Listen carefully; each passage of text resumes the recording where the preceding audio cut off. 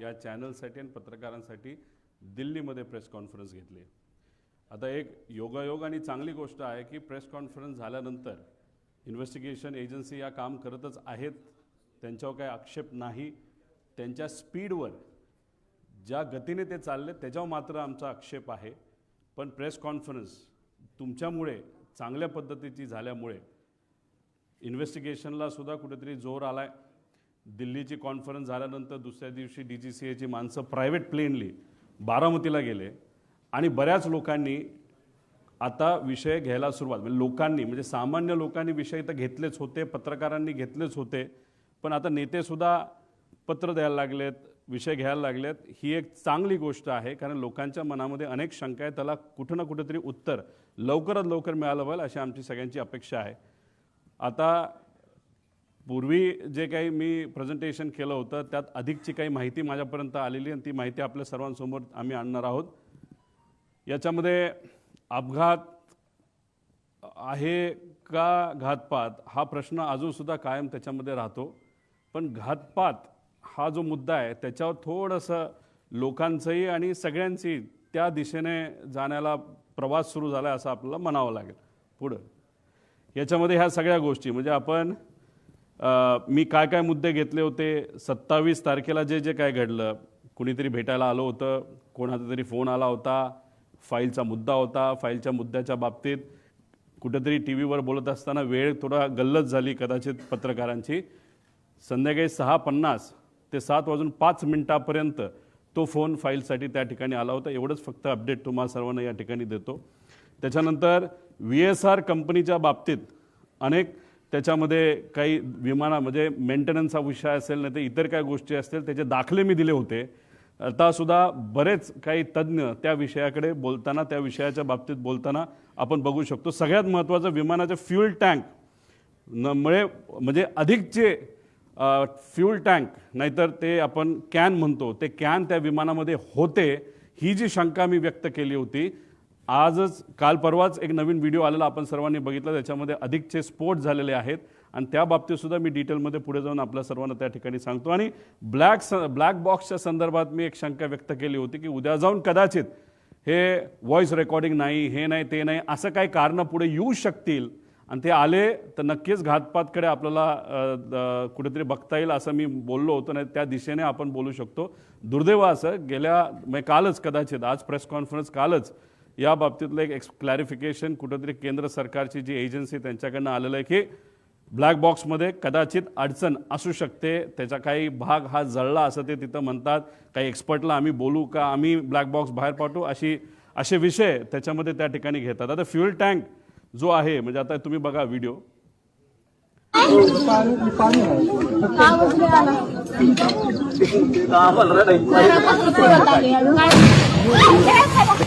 आता हा व्हिडिओ आहे,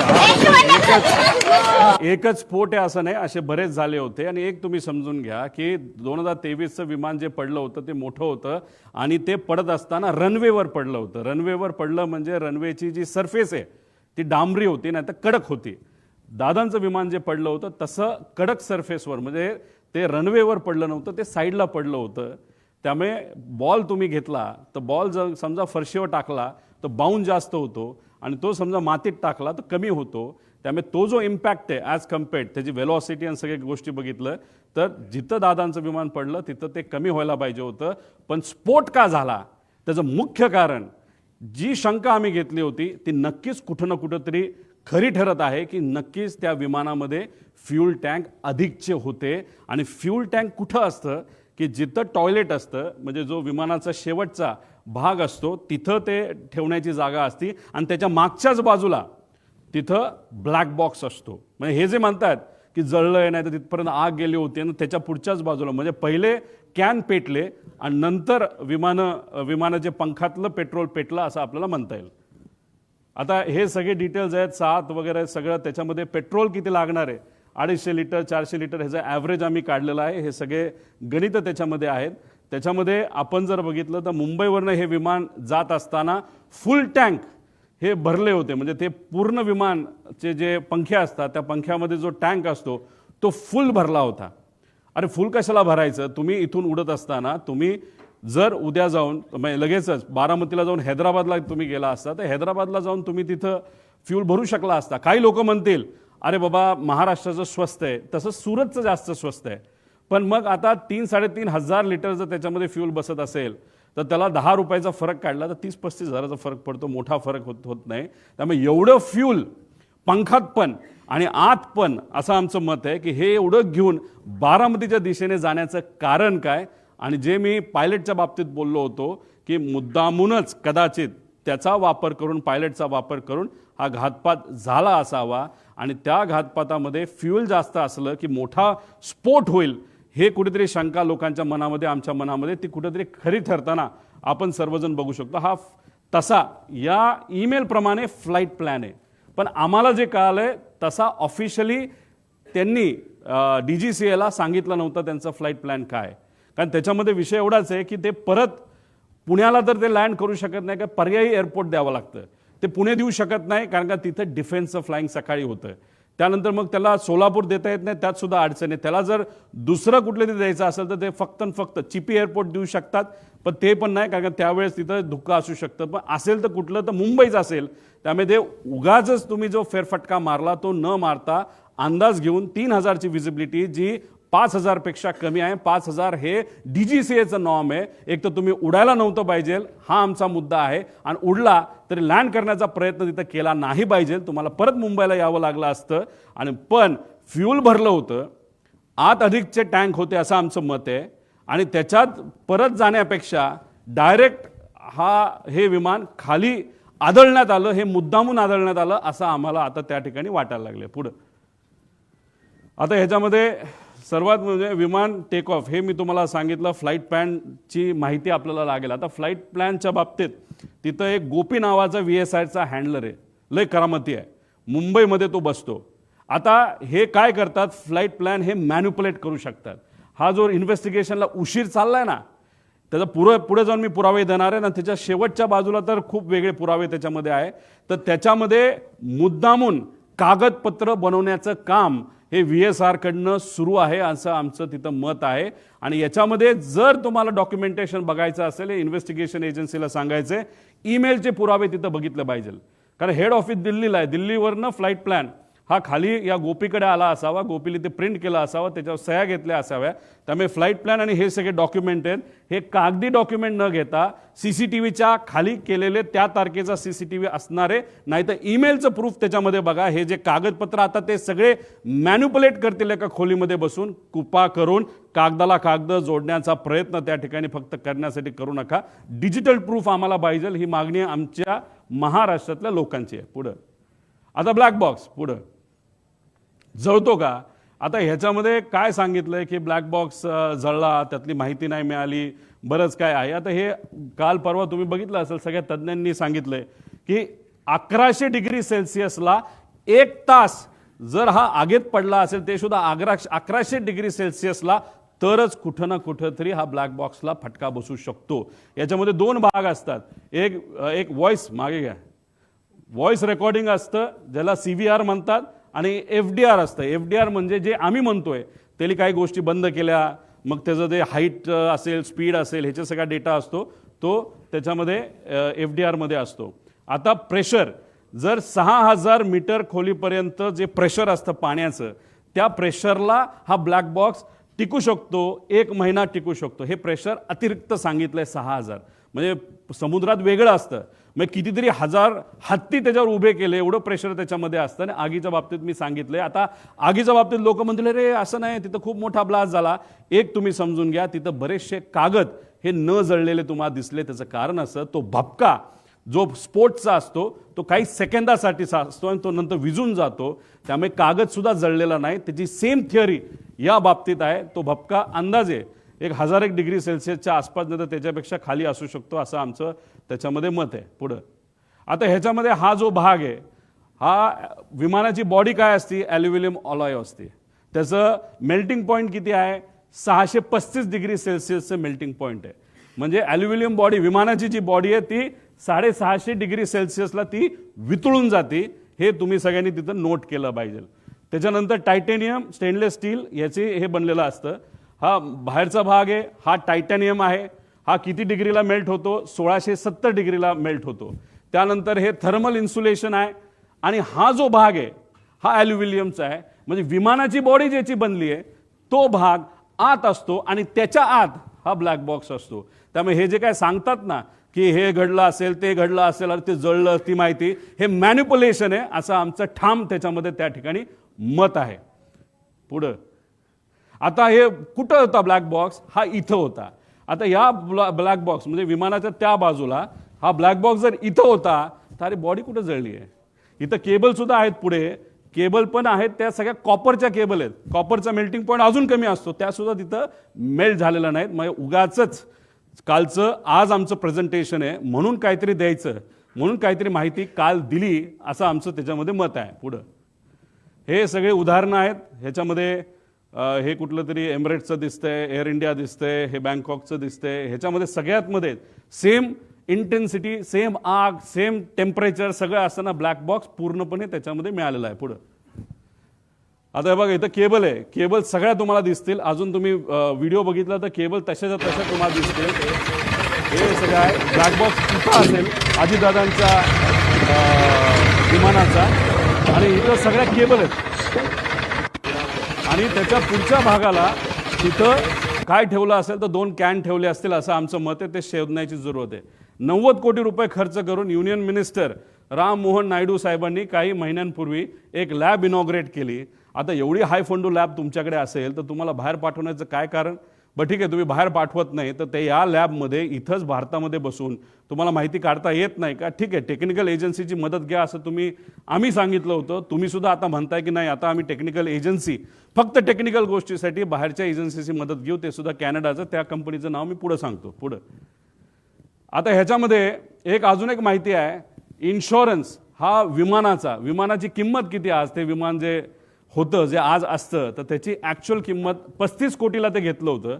पण ज्या पद्धतीचं त्याचं इंजिनची क्वालिटी आणि काही आकडे आणि पॅरामीटर्स बघितले, ते आज 10 ते 15 कोटीला जास्तीत जास्त विकू शकले असते. इतकी वाईट परिस्थिती त्याची आहे. आणि ज्या लोकांनी ते विमान चालवलंय पूर्वी आणि आज ते कंपनी बरोबर नाही, या लोकांनीच आम्हाला सांगितलं की 10 कोटीत दिलं कुणी जर असतं आत्ता तरी न घेणं हे जास्तच योग्य ठरलं असतं. आता 10-12 कोटीच्या किमतीचं जे विमान होतं त्याची आजची इन्शुरन्सची व्हॅल्यू किती होती? तर 55 कोटी रुपये होती. त्यानंतर लायबिलिटी इन्शुरन्स किती होता? 210 कोटी. म्हणजे आत बसणारी लोक, त्याच्यानंतर घरावर कोणाच्या पडलं तर, जर कुठल्या व्यक्तीवर पडलं, जनावरांवर पडलं तर 210 कोटी रुपये त्याची टोटल लायबिलिटी व्हॅल्यू होती. आता ह्याच्यामध्ये पायलट सुद्धा आले, याच्यामध्ये 5च्या 5 जण आली. मग तो जो मेन पायलट होता त्याला किती रुपये मिळणार या 210 पैकी? हा सगळ्यात मोठा प्रश्न आहे. आणि ही गोष्ट त्या पायलटला माहीत होती का? खरंच इन्शुरन्स मिळणार होता का? या बाबतीत स्पष्टीकरण होणं महत्त्वाचं आहे. पुढे आता ह्याच्यामध्ये अकाउंटेबल मॅनेजर कोण आहे कोणाच माहीत नाही. DGCA सुद्धा माहीत नाही. त्यांच्या वेबसाईटवर सुद्धा यांचं नाव काढून टाकलंय. Chief of flight safety, director of training. ह्या अकाउंटेबल मॅनेजरचं इंटरव्ह्यू हा DGCA घेतं आणि DGCA इंटरव्ह्यू घेतल्यानंतर त्यांनी अप्रूव्ह केल्यानंतर हा फ्लाईट मॅनेजर आपल्याला त्या ठिकाणी मिळतो. म्हणजे हा जो अकाउंटेबल मॅनेजर, जसं महाराष्ट्र सरकारचं माझ्या अंदाजाने कोणतरी एक आहे, त्याचं नाव शर्मा का असं काहीतरी नाव आहे, ते आपले सेफ्टी ऑफिसर आहेत. त्यांचा इंटरव्ह्यू DGCA घेतला, मग त्यांना तिथं हे केलं. तर ही माणसं कुठे आहेत? यांचा इंटरव्ह्यू तुम्ही केलाय का? यांचं इन्व्हेस्टिगेशन तुम्ही केलंय का? कारण का अकाउंटेबल मॅनेजर हा रिस्पॉन्सिबल असतो. त्यांनी तिथे ईमेल केले पाहिजे. त्यामुळे जी कालची नोटीस जी आलेली आहे, नाहीतर एक्सप्लेनेशन जे DGCA दिलेलं त्याच्या खालच्या बाजूला 2 नाहीतर CC अकाउंटेबल मॅनेजर केलेलं आहे. त्यामुळे अकाउंटेबल मॅनेजर कोण आणि ही लोक कोण हे माहिती घेणं महत्त्वाचं आहे. पुढं आता हे महाशय, म्हणजे हे जे तुम्ही जर ट्रक चालवत असाल, तुम्ही ट्रकच चालवला पाहिजे, तुम्ही गाडी चालवायची नाही. तुम्ही जर गाडी चालवत असाल तर ट्रकचं लायसन्स तुम्हाला मिळत नाही, त्याला वेगळं घ्यावं लागतं. तुम्ही ट्रक चालवत असताल आणि JCB चालवायला गेला, नाही तर पोकलान चालवायला गेला, जी मोठी मशीन, तुम्हाला अलाउड नाही. तसंच लेअर जेटचं तुम्ही विमान चालवत असाल तर तुम्हाला दुसरं विमान लेगेसी सारखं वापरता येत नाही. आता इथं जो फोटो बघितले हे आहेत मिस्टर कपूर. हे मागे जे आहे ते लेगेसीचं विमान आहे. आपले मुख्यमंत्री साहेब आणि उपमुख्यमंत्री दुसरे हे लेगेसीली जास्त ट्रॅव्हल करतात. ही आहे लेगेसी, हे आहे लेगेसी आणि हे आहे लेअर जेट. म्हणजे हे महाशय लेगेसी सुद्धा चालवत होते आणि हे महाशय लेहरजेट सुद्धा चालवत होते आणि फक्त हाच व्यक्ती चालवत होता असं नाही, रोहित सिंग सुद्धा इलिगली हे दोन्ही विमानं तिथं चालवत होतं. याचे सीसीटीव्ही कॅमेरा, याचे डॉक्युमेंटेशन हे करा. आमच्याकडे डॉक्युमेंटेशन आहे, आम्ही कसं काढलं हे आम्हाला माहिती. पण या डीजीसीएला आम्हाला सांगायचं, इन्व्हेस्टिगेशन अधिकाऱ्यांना आणि ऑफिसरला सांगायचं, कृपा करून कागद रंगवारंगवी करणं हे तुम्ही सोडून द्या. आणि जर करत असाल तर ते चुकीचं आहे. जर उद्या जाऊन त्या कागदात जर फरक दिसला, व्हिडिओ आमच्याकडे कुठला असेल आणि तो जर आम्ही दाखवला आणि त्याच्यामध्ये जर डिस्क्रिपन्सी आली तर हे योग्य ठरणार नाही. त्यामुळे इथं एक खूप मोठी इलिगॅलिटी आहे. त्यानंतर तुम्ही दारू पिलाय का नाही तर हे BA करावं लागतं. हे अशा पद्धतीचं मशीन असतं. पण अनफॉर्च्युनेट हे जे मशीन आहे हे आहेत एक यंग पायलट आहे, यांचा व्हिडिओ आम्ही आमच्या लेवलनी त्या ठिकाणी काढला. हे असं फुंकावं लागतं, असा व्हिडिओ काढावा लागतो हे बाबा फुंकतोय आणि दाखवावं लागतं 0% दारू आहे. तसंच हे राईटचे महाशय आहेत, हे वेगळेच आहेत. ह्याचं नाव काय, ह्याचं नाव कोणतरी फॉरेनर आहे, तो पुढं असेल कदाचित.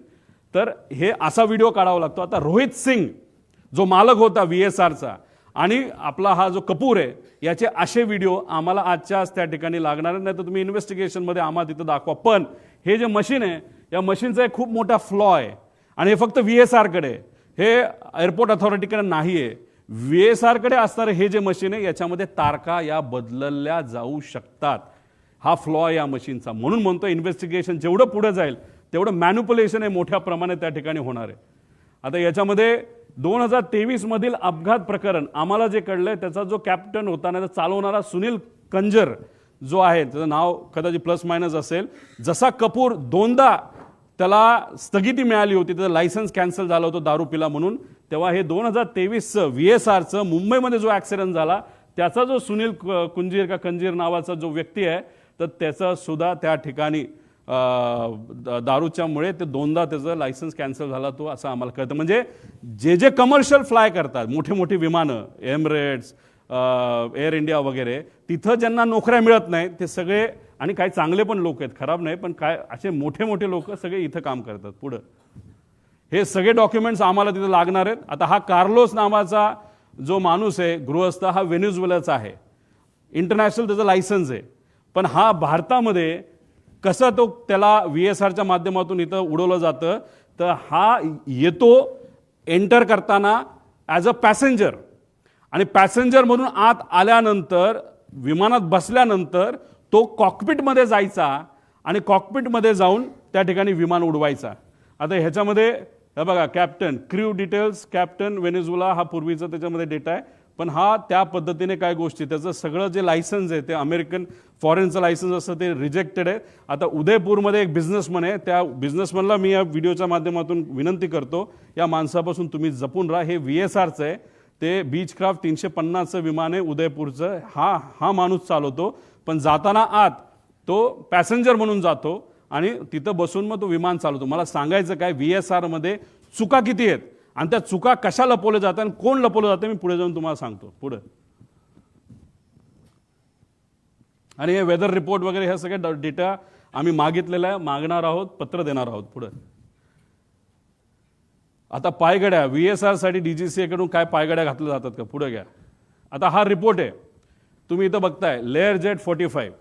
आता मला तुम्ही सांगा, तुम्ही जर टेक्निकल इन्व्हेस्टिगेशन एजन्सी असाल तर तुम्ही टेक्निकली बोललो पाहिजे ना, कॅमेराचं काय आहे, त्याचं पिक्सल किती आहे, डिटेलमध्ये बोललो पाहिजे. पिक्सल, कॅननचा कॅमेरा आहे तर कॅनन 1 आहे का 2 आहे का, नाहीतर मोबाईल जो वापरला, जो तिथं मर्डर सीनवर मोबाईल जो सापडला तो iPhone 17 आहे का 16 आहे का 15, हे तुम्हाला सांगावं लागेल.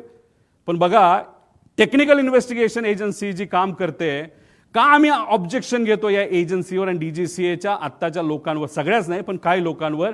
इथं लिहिलंय लेअरजेट 45 एअरक्राफ्ट.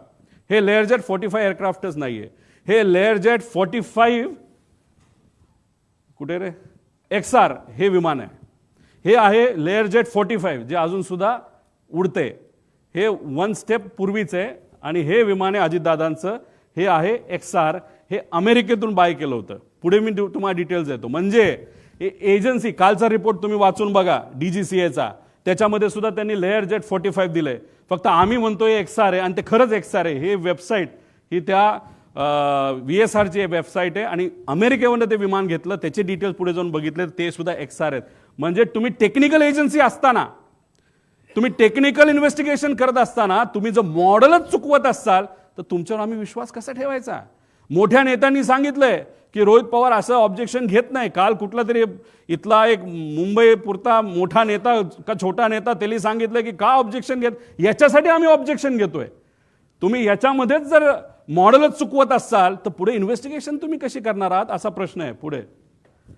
हा बघा, आता दुसरं केंद्रीय विमान DGCA आता सर्टिफिकेट ऑफ रजिस्ट्रेशन आणि ह्याच्यामध्ये सर्टिफिकेट ऑफ हे विमानाचं काय म्हणतात त्याला, एअरवर्दीनेस, हे दोन आहेत.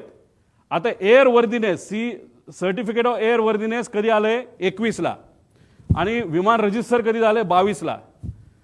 म्हणजे काय केलं, आधी गाडी घेतली, त्याचं सगळं PSU वगैरे केलं, सगळं करून टाकलं आणि नंतर ते रजिस्टर केलं. तसं विमानाचं झालं. हे चुकीचंच आहे. हे PIB रिपोर्ट आहे 28/1चा. याच्यामध्ये जर तुम्ही certificate of registration, certificate of airworthiness याच्यामध्ये जो फरक येतोय तो 1 वर्ष आधीचा आहे. हेच तुम्ही चुकला आहात. आधी रजिस्ट्रेशन तुम्हाला करावं लागतं आणि मग तुम्हाला एअरवर्दीनेस घ्यावं लागतं. इथं जर रिपोर्टमध्ये तुम्ही चुकवत असाल म्हणजे कुठंतरी रिपोर्ट मॅन्युपुलेट केले जातात का, रिपोर्टमध्ये हेराफेरी होती का, असा आमचा साहजिकच प्रश्न राहणार ना.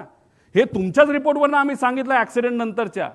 आणि ह्याच्यामध्ये तुम्ही जर म्हणत असाल नाही आमच्याकडनं चुकलं, काढलं ना आम्ही, आमचे पण काही कॉन्टॅक्ट्स आहेत का नाही, हे आहेत ना सर्टिफिकेट, हे दोन्ही सर्टिफिकेट आम्ही इथं लावलेले आहेत, त्याच्यावरनं तुम्ही बघा. म्हणजे एजन्सी DGCA म्हणते तारखा चुकवते, आम्ही पुरावे देतो की तारखा चुकल्यात, ह्याच्यावरनंच आम्हाला कुठेतरी या इन्व्हेस्टिगेशनवर डाऊट आहे पुढं. आता ह्याच्यामध्ये हे विमान, कुठलंही विमान घेतलं गेल्यानंतर त्याला 5,000 तास असं काहीतरी दिलं जातं. त्याचं तास किती होते या विमानाचे? 5,000. अजित काका जेव्हा विमानामध्ये बसले होते त्याला किती तास झाले होते? तर ते 5,915. किती तास बाकी होते? त्या कंपनीच्या म्हणण्यानुसार फक्त 85 तास. अहो आम्ही सुद्धा जेव्हा उडतो ना आम्ही बघतो 400 तास बाकी आहेत का 500 तास बाकी आहे, हे आम्ही सिव्हिलियन म्हणून बघतो. मग अजितदादा तर Z+ सिक्युरिटीचा माणूस होता. त्यांच्या विमानामध्ये जेव्हा ही घटना घडली तर आपण जर बघितलं तर ही 14/9चा हा विषय आहे. तर हा जो रिपोर्ट आलाय तर त्याच्यामध्ये 4,915 म्हणजे 85 तास फक्त बाकी होते. आणि ह्याच्यात आमचा क्लेम आहे. आणि मी जी हनीवेल नावाची कंपनी जी हे इंजिन बनवलं त्या कंपनीच्या मॅनेजरला जर मराठी कळत असेल ना तर ट्रान्सलेट तुम्ही करा की खरी माहिती ही DGCAला तुम्हाला ईमेलच्या माध्यमातून द्यावी लागेल. आम्ही प्रयत्न केला पण ते आम्हाला देत नाही. आमचा अंदाज आहे हे मशीन 5,000 त्याचं वय होतं तर हे मशीन 8,000 पर्यंत उडलेलं आहे. म्हणजे दादांकडे मशीन देत असताना तसंही त्या मशीनमध्ये काहीच राहिलं नव्हतं आणि त्याची किंमतही खराब झाली होती. आणि मग मुद्दामूनच ह्याच्यामध्ये मशीनसुद्धा देताना खराब क्वालिटीचंच दिलं, नुकसान होताना कमी व्हावं. आणि हा अपघात का घात हा प्रश्न तर त्याच्यामध्ये राहतो. पण हे मेंटेनन्स सगळे बघितल्यानंतर दादांना जे मशीन दिलं Z सिक्युरिटीने असताना सुद्धा VIP ट्रॅव्हल होतोय ह्या VSR कंपनीला माहिती असताना, ॲरो या कंपनीला माहीत असताना सुद्धा मशीन हे संपलेलं होतं. आणि तेच मशीन म्हणजे इंजिन त्या विमानाला होतं आणि तेच विमान हे अजितदादांसाठी त्या ठिकाणी सेवेसाठी दिलं. म्हणजे हे आश्चर्याची गोष्ट आहे. इतकं जर कुणी दुर्लक्ष करत असेल एवढ्या मोठ्या VIPला तर कदाचित हा VIP फक्त लोकांसाठीच VIP मोठा नेता होता. मग बाकीच्यांना या नेत्याची काहीच किंमत नाही असं आपण म्हणायचं का, असा प्रश्न आम्हा सगळ्यांना निर्माण होतो. पुढं आता बघा, विमानाला कलर करायचा असेल तर तो घरी करता येत नाही, तुमच्या गॅरेजमध्ये करता येत नाही, त्याला त्याच कंपनीकडे पाठवावं लागतं. त्याला 3-4 कोटीचा खर्च आहे. काही दिवसांपूर्वी एक व्हिडिओ आहे एमिरेट्सचा, तो रंगवायला एका एमिरेटच्या मोठ्या विमानाला रंगवायला 50 कोटी रुपये लागले फक्त रंगवायला. आता ह्या महाशयाली घरीच पेंटिंग केलं. आता ह्याचं कारण बघा, हा जळल्यानंतर एक नंबर इथं तुम्हाला दिसतोय, हा आधी दिसत नव्हता, जळल्यानंतर तो दिसायला लागला. तो नंबर काय आहे? N80PQ. मग आम्ही आमच्या अमेरिकाच्या कॉन्टॅक्टचा वापर केला. तिथं जे कुठले आमच्या ओळखीचे कॅनडाचे लोक आहेत त्यांच्याकडे आम्ही बघितल्यानंतर हे काय आहे N80PQ, हे आहे US रजिस्ट्रेशन. हे आहेत त्यांची वेगवेगळे मालक, 5 मालक झालीत. त्याच्यामध्ये काय फायनान्स कंपन्यात काय आहेत, म्हणजे एखादी मारुतीची गाडी नाही तर कुठलीही गाडी घेत असताना आपण बघतो फर्स्ट ओनर आहे का सेकंड ओनर आहे. इथं 4-5 ओनर होते. म्हणजे एवढं जुनं मशीन, ह्याची किंमत 15 कोटीच्या पुढं त्या ठिकाणी नाही आहे. तर ही माहिती घेतल्यानंतर हे अमेरिकेवरनं विमान आणलं होतं पुढं. आता हे बघा, कुठलंही विमान हे जेव्हा तुम्ही भारताच्या बाहेरून आणता, ही एक लिस्ट असते, त्याला आपण म्हणतो STC, सप्लिमेंटेड टाईप सर्टिफिकेट. याच्यामध्ये मी मार्क केलेत, हे लेअर जेटचे आहेत. पण ह्याचा सखोल STCचा आम्ही अभ्यास केल्यानंतर एक मी फार जबाबदारीने हे स्टेटमेंट करतोय, लेअर जेट हे विमान भारतामध्ये रजिस्टरच होऊ शकत नाही. हे स्ट्रेट फॉरवर्डली तुम्हाला सांगतो, हे इल्लिगली रजिस्टर झालेत DGCAच्या काही अधिकाऱ्यांचा उपयोग करून, नाही तर वापर करून, नाही तर ज्या गोष्टी ज्या द्यायच्या होत्या त्या देऊन. आणि स्वस्तातलं विमान हे VIP साठी मुद्दामून वापरलं गेलं का? त्यामुळे VSR कंपनी का बंद झाली पाहिजे? ह्यात इन्व्हेस्टिगेशन करत असताना फक्त त्या DGCAच्याच लोकांना घेऊन का नाही केलं पाहिजे? भारताच्या बाहेरची का चांगली इन्व्हेस्टिगेशन एजन्सी आणली पाहिजे? ह्या सगळ्या गोष्टी, म्हणजे इथं तसं बघितलं तर कमिटी बघितली तर सगळेच चुकीचे असं मी म्हणणार नाही, पण चोरालाच पोलिसाचं काम दिलं असं म्हणायला काही हरकत नाही. अशी आजची परिस्थिती आहे. पुढं आता ह्याच्यामध्ये CVR फार चर्चेत आहे. CVR हे आहे ज्या दादांचं ॲक्सिडेंट झालेलं विमान. इथं तुम्ही बघितलं तर तो CVR जो त्याच्यामध्ये बसवलेला आहे, अमेरिकेचं हे मशीन आहे, त्या CVR मध्ये किती मिनिटं रजिस्टर होऊ शकतात आवाज? फक्त 30 मिनिटं. आणि DGCAचं सिव्हिल एव्हिएशन रिक्वायरमेंट काय म्हणतात? 2 तास. जर मशीनमध्ये विमानात 30 मिनिटं होतं आणि DGCAचं रूल बुक म्हणतं 2 तास, मग हे विमान कसं रजिस्टर भारतामध्ये झालं असा आमचा प्रश्न आहे. साहजिकच आहे. काही लोक म्हणतील 30 मिनिटं, आता आपल्याला गोंधळ करता येईल. अजिबात नाही. ॲक्सिडेंट झाल्यापासून 30 मिनिटं तो एक फायदा आपल्यामुळे आहे. म्हणजे शेवट 30 मिनिटामध्ये काय झालं हे आपल्याला बघता येईल, आणि खास करून शेवटच्या 1.5 मिनिटामध्ये काय झालं हे सगळ्यात जास्त महत्त्वाची गोष्ट आहे. त्यामुळे हे 30 मिनिटाची लाईफ असताना 2 तास गव्हर्नमेंटचं नॉर्म असताना हे रजिस्टर कसं झालं असा आमचा प्रश्न आहे. पुढे आता हे FDR ब्लॅक बॉक्समध्ये हे FDR असतो, आणि मी कृपा करून एक समजा CVR आणि FDR मध्ये कुणी हस्तक्षेप करू शकत नाही. आणि FDR म्हणजे मेकॅनिकल जी मुवमेंट असतात, ती जी कंपनी तुम्ही काल बघितलं असेल त्यांनी एक नाव दिलेलं आहे, ती ही कंपनी आहे L3 टेक्नॉलॉजीज.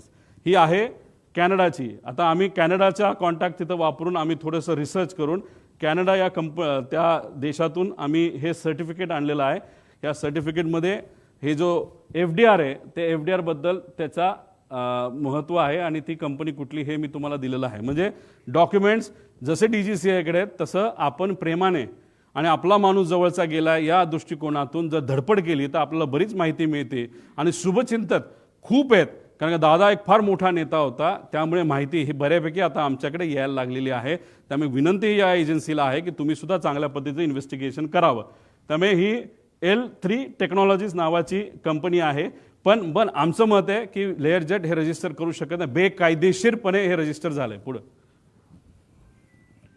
आता ह्याच्यामध्ये सप्लिमेंटल टाईप जे हे आहे सर्टिफिकेट, आता ह्यात रिव्हॅलिडेशन वगैरे जे आहे, FFA STC for Indian operations, VSR आणि DGCA हे सगळ्या गोष्टी आता ह्याच्यामध्ये सांगितलं की DGCA आणि VSR मध्ये फार जवळचे संबंध होते. ते संबंध कसे होते हे मी पुढे सांगतो. पुढं आता ह्याच्यामध्ये आपण बघितलं की ह्यात ऑर्डर काढली, ही इन्व्हेस्टिगेशनची ऑर्डर आहे. आता ही कधीची आहे? तारीख आहे 2/2, म्हणजे अपघात झाल्यानंतर 4 दिवसाली. का मोठा नेता नव्हता का? त्याच दिवशी काढायला काय झालं होतं का दुसऱ्या दिवशी? जसे इन्व्हेस्टिगेशन करण्यासाठी काय फॉरेन्सिकची लोक संध्याकाळी पोहोचली निवांत, कुठे जेवायला गेले असतील, कुठे फिरायला गेले असतील, आणि एवढा मोठा नेता जाऊन सुद्धा अख्खं जग तिथं आलं होतं, आणि हे इन्व्हेस्टिगेशन आणि फॉरेन्सिकचे लोक संध्याकाळी 8ला का 7ला का कधीतरी तिथं पोहोचली असं आम्हाला कळालं. आता ह्याच्यामध्ये तुम्ही 4 दिवसानंतर एजन्सी काढता, ह्याच्यामध्ये हे सगळी लोक DGCAची आहे. मग DGCA कसं चुकलं हे आम्ही सांगत असताना तुम्ही जर DGCAच्याच लोकांना त्याच्यामध्ये घेतलं असेल तर मग ह्याला आम्ही काय म्हणणार? आणि त्याच्यात हे अपूर्वा म्हणून ज्या आहेत, अपूर्वा अग्रवाल, ह्या जेट एअरवेजमध्ये काम करत होत्या.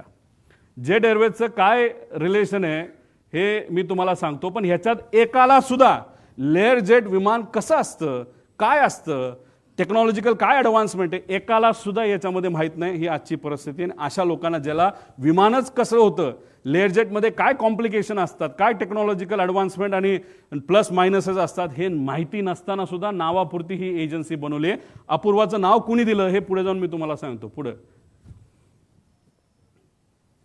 आता जो साऊथवेस्ट एअरलाईनचा जो अपघात झाला अमेरिकेमध्ये 17 एप्रिल 2018ला झाला, आणि प्राथमिक अहवाल कधी आला? 2 दिवसात आला. आज 20वा का 22वा दिवस आहे. काल काहीतरी द्यायचं म्हणून काहीतरी फालतू त्यांनी दिले, त्यात सुद्धा मॉडेल त्यांनी चुकवलेलं आहे.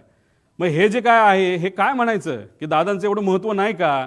मग सत्तेचा वापर करून जे कोणी त्यांच्याबरोबर होते, पूर्वी खूप काम केलेलं आहे, या लोकांनी सत्तेचा आणि ताकदीचा वापर करून करा ना इन्व्हेस्टिगेशन पटपट. प्रिलिमिनरी रिपोर्ट यायला एवढा वेळ काय लागतो? आमच्यासारखा बिना बॅकग्राऊंडचा, बिना सत्तेचा माणूस जर एवढी माहिती काढू शकतो आणि तुम्ही 22 दिवस लावताय की बाबा ह्या एजन्सीला काम द्या, त्या एजन्सीला काम द्या, अरे काय कारण आहे? काय कारण आहे हे इन्व्हेस्टिगेशन पुढे जात नाही का? कारण कागदपत्र बनवले जातात VSR कंपनी ही अडचणीत येऊ नये, नाहीतर त्या अपघाताच्या मागे जे लोक, नाहीतर जे डोकं होतं त्या डोक्याला वाचवण्याचं काम हे इन्व्हेस्टिगेशन एजन्सी करते का, असा प्रश्न लोकांना आता पडायला लागलेला आहे. म्हणजे 2 दिवसात तो रिपोर्ट यायला पाहिजे, अजून आलेला नाही. पुढं CIDचा रिपोर्ट आणि ह्याच्यात मागे जावा, मागे 15 तारखेपर्यंत रिपोर्ट द्या असं सांगितलंय बघा कुठेतरी. कुठे? हां कुठेतरी लिहिलंय, हां मध्ये, हां हे बघा 15 फेब्रुवारी. आज किती तारीख आहे? 18. काय दिलं काल? आणि त्याच्याच बरोबर खाली लिहिलं बघा, अकाउंटेबल मॅनेजमेंट ऑफ VSR. अरे कोण आहे अकाउंटेबल मॅनेजर? कोणाच माहीत नाही. मग नुसतं दाखवायचं म्हणून दाखवलं. मग अकाउंटेबल मॅनेजरला तुम्ही घेतलं का ताब्यात? नाही घेतलं. मेंटेनन्स मॅनेजरला घेतलं? नाही घेतलं. पुढे घ्या. आता हे सगळ्यात महत्त्वाचं आहे, हे नोट करा. आम्ही बघत होतो की VSR कंपनीवर कारवाई का होत नाही, VSR कंपनीवर कारवाई का होत नाही. ह्याच्या खोलात गेल्यानंतर आम्हाला कळालं की रोहित सिंग नावाचा जो VK सिंगचा मुलगा आहे, भारी भारी गाड्या आहेत त्याकडे, गाड्या घ्यायला काही हरकत नाही. 5 स्पोर्ट्स कार आहे, ते काय गाडीची किंमत 7 कोटी असेल, 35 कोटीच्या तर गाड्या आहेत त्याच्या. मुंबईचं त्यांचं जे डेलचं जे गेस्ट हाऊस आहे त्याच्या खाली 1-2 गाड्या लावल्यात, बाकी कुठे ते आम्हाला माहीत नाही. ह्या रोहित सिंगचं लग्न होतं 1.5-2 वर्षापूर्वी मॅरियट जयपूरला, राजस्थानमध्ये. तिथं कोण कोण गेलं होतं? कोणाकडे फोटो? आमच्याकडे काही लोकांकडे फोटो ते माझ्यापर्यंत आले नाहीत, पण येतील. पण ते मी वापरणार नाही, कारण कधी कधी आपण लग्नाला जात असतो. आमचं हे म्हणणं नाही की घातपात करणारे लोक तिथं गेले होते, नाही तर आमचं जे ऑब्जेक्शन ते अजिबात नाही. आमचं फक्त म्हणणं आहे VSRवर इन्व्हेस्टिगेशन का होत नाही, त्याचं कारण कदाचित असं असू शकतं की रोहित सिंगच्या लग्नामध्ये बरेच महाराष्ट्रातले सुद्धा सत्तेतले काही लोक, नेते, काही माजी मंत्री सुद्धा या निगडीत असणारे, आणि काही दुसऱ्या राज्यातले. त्यातलं एक राज्य आम्हाला कळलंय ते म्हणजे आंध्र प्रदेश. आंध्र प्रदेशचे TDP या पक्षाचे प्रमुख नेते, ते कोण मी सांगणार नाही, पुढच्या काही ह्याच्यामध्ये मी मला माहिती आहे का, तर 100% माहिती आहे.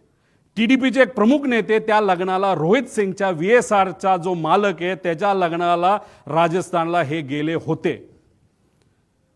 मग VSRच्या मालकाच्या मुलाच्या लग्नाला तुम्ही तिथं जाता, आणि आज VSR या कंपनीवर जेव्हा ऑब्जेक्शन घ्यायचं असतं, त्याचे ऑपरेशन बंद करायचे असतात, तेव्हा तिथं मंत्री महोदय TDP या पक्षातले, या देशाचे जे एव्हिएशन मिनिस्टर आहेत, ते कुठेतरी म्हणतात no safety concern with Lear jet aircraft VSR venture aviation minister. का ऑब्जेक्शन आम्ही नाही घेतलं पाहिजे का? दादांचा अपघात झाल्यापासून, का घात झाल्यापासून आतापर्यंत या राज्याचे सुद्धा मंत्री VSRली प्रवास करतायत का? का आतापर्यंत इतर राज्यांमध्ये सुद्धा VSR चालू आहे का? प्रश्न आहेत ना. आमचं धडधडीत डायरेक्ट म्हणणं आहे की सत्तेतले बरेचसे लोक हे VSRच्या मालकांच्या निगडीत आहेत. काही लोकांचे व्यवसाय आहेत. हैदराबादचा एक कुठला तरी मोठा व्यावसायिक आहे, तो कोणाच्या जवळ आहे याच्या खोलात सुद्धा मी जात नाही. त्याची 2 विमानं आहेत आणि दोन्ही विमानं VSRच्या नावाली आहेत. आणि आज सत्तेत जे लोक आहेत त्याच्या जवळ असणारा तो माणूस आहे, आणि कदाचित त्या माणसाकडे तिकडं त्या भागातलं एक छोटंसं पोर्ट सुद्धा असावं त्या राज्यातलं. फक्त एकच आहे, बाकी कुठले पोर्ट त्याचे नाहीत. मग कोण आहे हा माणूस? तिथं कोणाची सत्ता आहे? आणि ती सत्ता तिथं त्या ठिकाणी असताना त्या TDP या पक्षाचे नेते जर रोहित सिंगच्या लग्नाला तिथं जात असतील, आणि TDPचाच नेता आज जर तिथं एव्हिएशन मिनिस्टर असेल, आणि VSR कंपनी आतापर्यंत बंद होत नाही, त्याचे ऑपरेशन तसेच चालू राहतात, कागदपत्र त्या ठिकाणी रिअलाइनमेंट करणं, नाही तर त्याचं मॅन्युप्युलेशन करणं, असं आमचा त्याच्यामध्ये म्हणणं आहे. आणि आज रोहित सिंग आहे कुठं? आज रोहित सिंग भारतामध्ये नाही. अपघात झाल्यानंतर मायामी अमेरिकेमध्ये तो गेलाय. त्यांची दुबईमध्ये सुद्धा कंपनी आहे, अमेरिकेमध्ये सुद्धा कंपनी आहे. ही सगळी विमानं टप्प्याटप्प्याने हे दुबईच्या आणि अमेरिकेच्या कंपनीमध्ये ट्रान्सफर केली जातील. आज आम्ही सगळे दुःखात आहोत, आज आम्ही तिथं लढत आहोत, पण ज्या कंपनीच्या माध्यमातून हा घात झाला, नाहीतर हा अपघात झाला, त्याचा मालक मात्र आज भारतात नाही. त्याला कुणी मदत केली बाहेर जाण्यासाठी? कुणी त्याचा तिथं इन्व्हेस्टिगेशन लगेच करून त्याला लगेच ताब्यात घेऊन लगेच तुम्ही इन्व्हेस्टिगेशन आहे तर त्याचं तिथं चर्चा करून आणायला पाहिजे होती. पण हे महाशय गेले कुठं? तर मायामी, अमेरिकेमध्ये त्या ठिकाणी गेलेले आहेत. आता ही बातमी एक ग्रेट आंध्रा नावाचा पेपर आहे, AP minister bought private jet. त्या जेटचं मला पॅटर्न सुद्धा माहिती आहे, त्याचं मॉडेल सुद्धा मला माहिती आहे, ते कोणाचं आहे हे तिथले लोक आपल्या सर्वांना त्या ठिकाणी त्या राज्यात सांगतील.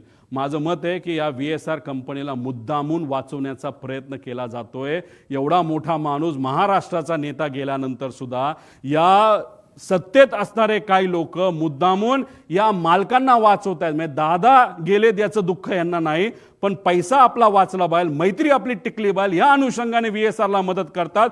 म्हणून आमचं मत आहे की आज नाही तर उद्या VSR कंपनीला बंदी घातली पाहिजे आणि इन्व्हेस्टिगेशन करत असताना त्याच्यामध्ये सुद्धा काही चेंजेस केले गेले पाहिजे.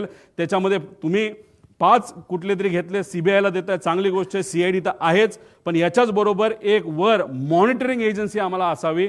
राज्यात विरोधी पक्ष नेत्यांना त्याच्यात घ्यावं. दुर्दैवाने महाराष्ट्रात कोणी विरोधी पक्ष नेता नाही, पण हा विषय फार मोठा आहे.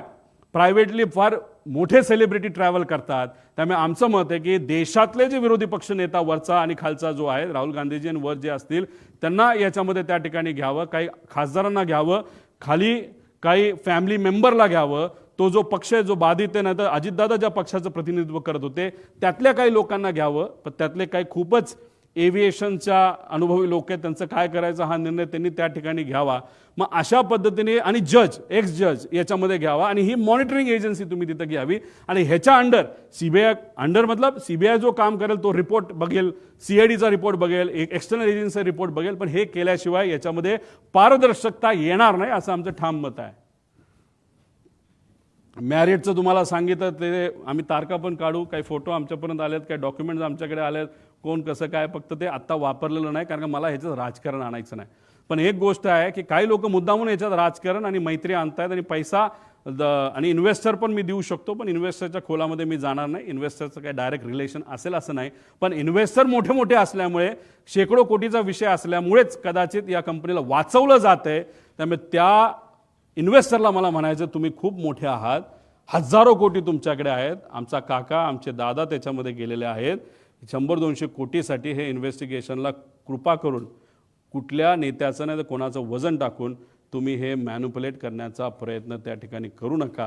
कारण की इन्व्हेस्टिगेशन एजन्सी काम करेलच, पण आम्ही काय शांत बसू असं जर तुम्हाला वाटत असेल तर आम्ही शांत बसणार नाही. कारण आमचा काका, आमचा नेता याच्यामध्ये गेलेला आहे. पुढं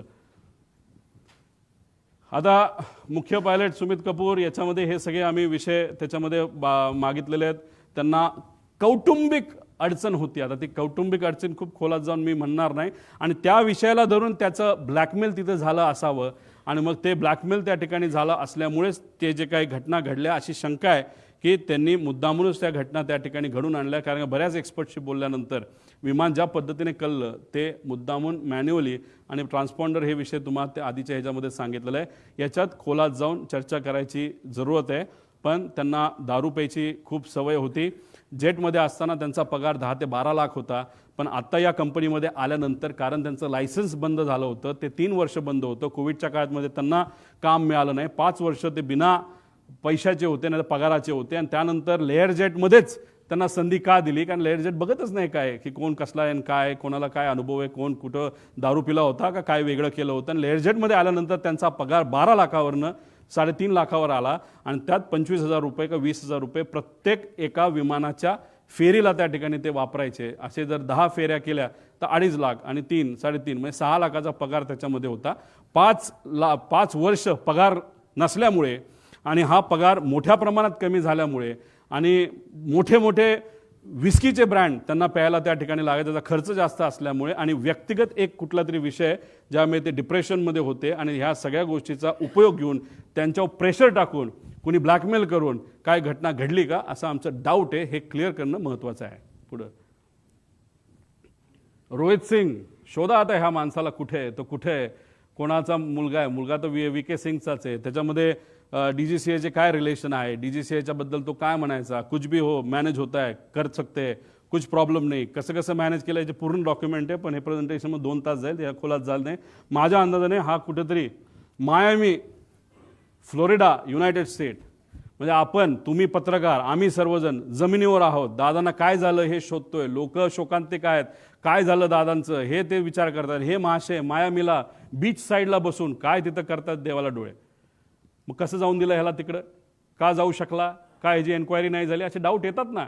म्हणजे डाऊट क्लिअर करणं महत्त्वाचं आहे. पुढं आता मला हा प्रश्न पडलेला आहे. हे महाशय आहे समित ठक्कर, खूप खोलात नाही. त्यांनी काय टाकलंय, मी एकदा ट्रॅव्हल केलं होतं. मी मुंबईमध्ये दिल्लीला बोलत असताना तुम्ही बघितलं असेल, मी बोललो की मी आणि माझ्याबरोबर एक सेलिब्रिटी खेळाडू बारामतीला लँड होऊन तिथून मी माझ्या मतदारसंघात गेलो होतो. मी धडधडीत बोललो होतो. पण या महाशयाली मला ट्रोल करण्यासाठी, मला ट्रोल करण्यासाठी दुसरं काहीच नाही ना. मग हे तू स्वतः ट्रॅव्हल करत असताना तुला काय कळलं नाही का? मला थोडी कळणार होतं का? तुझी अपेक्षा होती का, त्या ट्रोलरची अपेक्षा होती की त्यावेळेसच माझा ॲक्सिडेंट त्या ठिकाणी व्हायला पाहिजे होता, मी संपायला पाहिजे होतं, तर क्रिकेटरही संपायला पाहिजे होतं, अशी तुझी अपेक्षा होती का? हे असले थर्ड क्लास पैसे घेऊन काम करणारे ट्रोल हे कोणाचे आहेत याचा मी अभ्यास करायला लागलो. हे आहेत एका फार मोठ्या BJP पक्षातले सगळे प्रमुख नेत्यांचे. ह्याच्यामध्ये देवेंद्र फडणवीस साहेबांना या बाबतीतली माहिती नसावी असं मला तरी त्या ठिकाणी वाटतं. पण देवेंद्र फडणवीस साहेबांना मला सांगायचं आहे, लोकांना प्रश्न पडायला लागलेला आहे. मी अजितदादांच्या घातपातचा मुद्दा तिथं मांडतोय, पण मला ट्रोल हे BJPचे ट्रोलर का करायला लागलेत? आणि तो सुद्धा हा काही छोटा ट्रोलर नाही आहे, हा फार मोठा ट्रोलर आहे. आणि हा एकदा एखादी ट्विट टाकली नाही तर मेसेज टाकला की हे जे बगलबच्चे जे आहेत पैसे घेऊन काम करणारे, हे सुद्धा त्या ठिकाणी रिट्वीट करतात आणि रिट्वीट माहिती करतात. आणि अजून एक मी आत्मविश्वासाने सांगतो, आणि काही लोकांकडे ते पुरावे आहेत, ह्याच माणसाली 2 दिवस आधी 28 तारखेच्या 2 दिवस म्हणजे ॲक्सिडेंटच्या 2 का 3 दिवस आधी एक अशी ट्विट केली होती आणि ती 7.5 मिनिटानंतर त्यांनी डिलीट केली. आणि त्या ट्विटमध्ये दिलं होतं पुढच्या 2 दिवसामध्ये एक अशी घटना घडणार आहे, त्याच्यामध्ये महाराष्ट्राच्या राजकारणामध्ये खूप मोठा भूकंप येऊ शकतो, असं काहीतरी त्या महाशयाला लिहिलं होतं. ह्याच्याबद्दलचे पुरावे आमच्याकडे आहेत, आम्ही ते घेतोय. पण हा कोण आहे हा? आणि हे जे आहेत ना सगळे हे ट्रोल करणारे, हे सगळे कोण आहे? कुठलं आहे? अहिल्यानगर, हे सगळे BJPचे ट्रोलर्स आहेत सगळे. त्यांचे ते पेजेस काढतात, पैसे देऊन काम करणारे लोक आहेत सगळे. आता हिथं तर मी काय बोललो आणि देवेंद्र फडणवीस साहेब काय बोलले? साहेब, देवेंद्र फडणवीस साहेब, याच्यामुळे आता लोकांना वेगळी शंका त्याच्यामध्ये यायला लागली. रोहित पवार भावनेच्या भरामध्ये मुद्दे मांडतोय, टेक्निकल मुद्दे, अराजकीय बोलतोय, पण भाजप मला ट्रोल करते. मग ट्रोल करायचं कारण काय, असा प्रश्न आता लोकांना त्याच्यामध्ये पडायला लागलेला आहे. त्यामुळे तुम्ही तुमच्या होम मिनिस्ट्रीचा वापर करून, आता या ठक्करला तर आम्ही काही सोडणार नाही, समित का कोण आहे त्याची माहिती आम्ही काढल्याशिवाय राहणार नाही. पण असे जे ट्रोल आहेत हे आज मला ट्रोल का करतायत, एक परसेप्शन करण्याचा प्रयत्न करतायत की मला वेळ लागलाय. हो, प्रेमापोटी मला वेळ लागले, पण वेळ दोन्ही गोष्टीचं असतं. एक वेळ जे तुला लागले पैसे घेऊन काम करायला, आणि मला माझ्या काकाला काय झालं, माझ्या दादाला काय झालं हे शोधण्याचं वेळ मला लागलंय. आणि हे मला फक्त एकट्याला लागलं नाही, महाराष्ट्रात तमाम जनतेला त्या ठिकाणी लागले. त्यामुळे अशा पद्धतीने माझं ट्रोलिंग तिथं केलं जाते. आणि काही महाशय कॅश बॉक्सवाले, त्याचं नाव वेगळं असेल, त्यांनी सुद्धा आता आम्हाला ट्रोल करायला सुरुवात केली. काय हरकत नाही, तुला किती पैसा वापरायचा वापर, कारण तुमच्याकडे पैसेवाले लोक आहेत, आमच्याकडे स्वाभिमानी मराठी माणसं आहेत. आणि त्या लोकांना आम्हाला सांगायचं आहे की ठीक आहे, तुम्ही मला पाण्यात बघता का काय, पण एक समजून घ्या, माझे आजोबा फार मोठे आहेत, माझे काका मोठे होते, आणि मी रोहित पवार आहे, आणि मी या महाराष्ट्राचा स्वाभिमानी नागरिक आहे. आणि माझ्याबरोबर दादांची एन्क्वायरी करण्यासाठी मागणी करणारे महाराष्ट्राचे तमाम स्वाभिमानी नागरिक आहेत. हे असे चिरकुट पैसे घेऊन काम करणारे ट्रोल या ठक्कर का कोण आहे त्यासारखे नाहीत. त्यामुळे हे लोक मला ट्रोल करतात, याच्यावरनं लोकांना आता वेगळ्या शंका यायला लागलेल्या आहेत. पुढं बाळ झालं ना, काय राहिलं का? हां, या पुढं. अरे पुढं घे ना, काय राहिलं काय? हो, आधार कार्डची माहिती. म्हणजे आता बघा, मी इथं मरमरून मीडियाच्या चांगल्या पत्रकारांचा उपयोग करतोय, काय अधिकारी काय माझी आहे, आणि माझा वेगळा सोर्स आहे, अमेरिकेत इकडं तिकडं सगळी माहिती आम्ही काढतोय. मला माहिती मिळायला केवढी अडचण आहे बघा. पण आता मी ज्या विमानाने ट्रॅव्हल केलं, ज्या सेलिब्रिटी बरोबर मी ट्रॅव्हल केलं, त्या विमानात ट्रॅव्हल करताना जी इन्फॉर्मेशन, जे आमचे डॉक्युमेंटेशन प्रूफ हे एअरपोर्ट अथॉरिटीला आम्ही देत असतो विश्वासाने की हा आमचे प्रूफ आहे, हो आम्हीच ते आहोत, हे आम्ही विश्वासाने तिथं देत असतो. ती सगळी माहिती या ट्रोलरला दिली जाते. मग एअरपोर्ट अथॉरिटीचं असं कोण आहे का एअरपोर्ट अथॉरिटीचे लोक ट्रोलरला माझ्याबद्दलची माहिती देण्यासाठी तिथं करतात? सगळी माहिती, फक्त माझी नाही, त्या सेलिब्रिटी क्रिकेटरची सुद्धा माहिती दिली. अरे लाजबीज वाटते का नाही? मग आम्ही कष्ट करून माहिती काढतो आणि या ट्रोलरला फुकटात माहिती तिथं जर मिळत असेल तर याच्या मागे वेगळी अजून शक्ती आहे का, असा सुद्धा प्रश्न इथं निर्माण झाल्याशिवाय राहत नाही. आणि मग हे एअरपोर्ट अथॉरिटी असू शकतं, VSR असू शकतं, काय म्हणजे आम्ही इथं वेगळी इन्फॉर्मेशन मागतोय आणि आमच्या ट्रोलरला कुणीतरी ऑथेंटिक आणि सिक्रेट इन्फॉर्मेशन हे ट्रोलरला, ते सुद्धा भाजपच्या ट्रोलरला दिली जाते. याच्यावरनं शंका 100% आता आमच्या मनामध्ये त्या ठिकाणी निर्माण व्हायला लागली. पुढे आता हु इज श्वेता सिंग याचा थोडासा अभ्यास करावा. थोडक्यात तुम्हाला सांगतो, या आपल्या महाराष्ट्राच्या सुनबाई होत्या, आता नाही आहेत, त्या DGCA मध्ये काम करतात. फार मोठ्या फॅमिलीमध्ये त्यांचं लग्न झालं होतं आणि आज जो सत्तेत पक्ष आहे मोठा, त्याच्या निगडीत असणारी हे कुटुंब होतं. त्या कुटुंबामध्ये फार भावनिक गोष्ट झाली, ती कधीच आपण विचार करू शकत नाही, याचा अंदाज तुम्हाला आहे. आणि ह्या आज त्या DGCA मध्ये बसून त्यांच्या कॉन्टॅक्टचा वापर करून हे फार मोठ्या प्रमाणात तिथे एक रॅकेट चालवतात. आणि त्या ज्या मगाच्या अपूर्वाचं नाव घेतलं त्या एअर इंडिया आपलं जेटमध्ये होत्या, या सुद्धा जेटमध्ये होत्या आणि ह्यांनीच त्यांना त्या समितीमध्ये टाकलं आहे असं आमचं मत आहे. यांचा रिसर्च, तुम्ही जर रिसर्चवाले पत्रकार असाल तर त्या करा, पण आमच्या या इन्व्हेस्टिगेशनमध्ये, नाही तर हे इन्व्हेस्टिगेशन चालू असताना श्वेता सिंगला तिथं ठेवू नका अशी आमची जाब मागणी आहे. कारण या वेल कनेक्टेड आहेत आणि ह्यांचा संपर्क फार वरच्या लेवलला पोहोचलेला आहे. त्यामुळे या व्यक्तीला त्या DGCA मध्ये न ठेवणं हे महत्त्वाचे. आणि चौकशी समितीबद्दल मी तुम्हाला काय गोष्टी सांगितलं. आणि CBIची चौकशी केली जाते, CID आहे, पण CIDचा रिपोर्ट कुठे आहे? CID आतापर्यंत काय केलं, कुठला CCTV घेतला, हे रिपोर्ट येणं महत्त्वाचं आहे.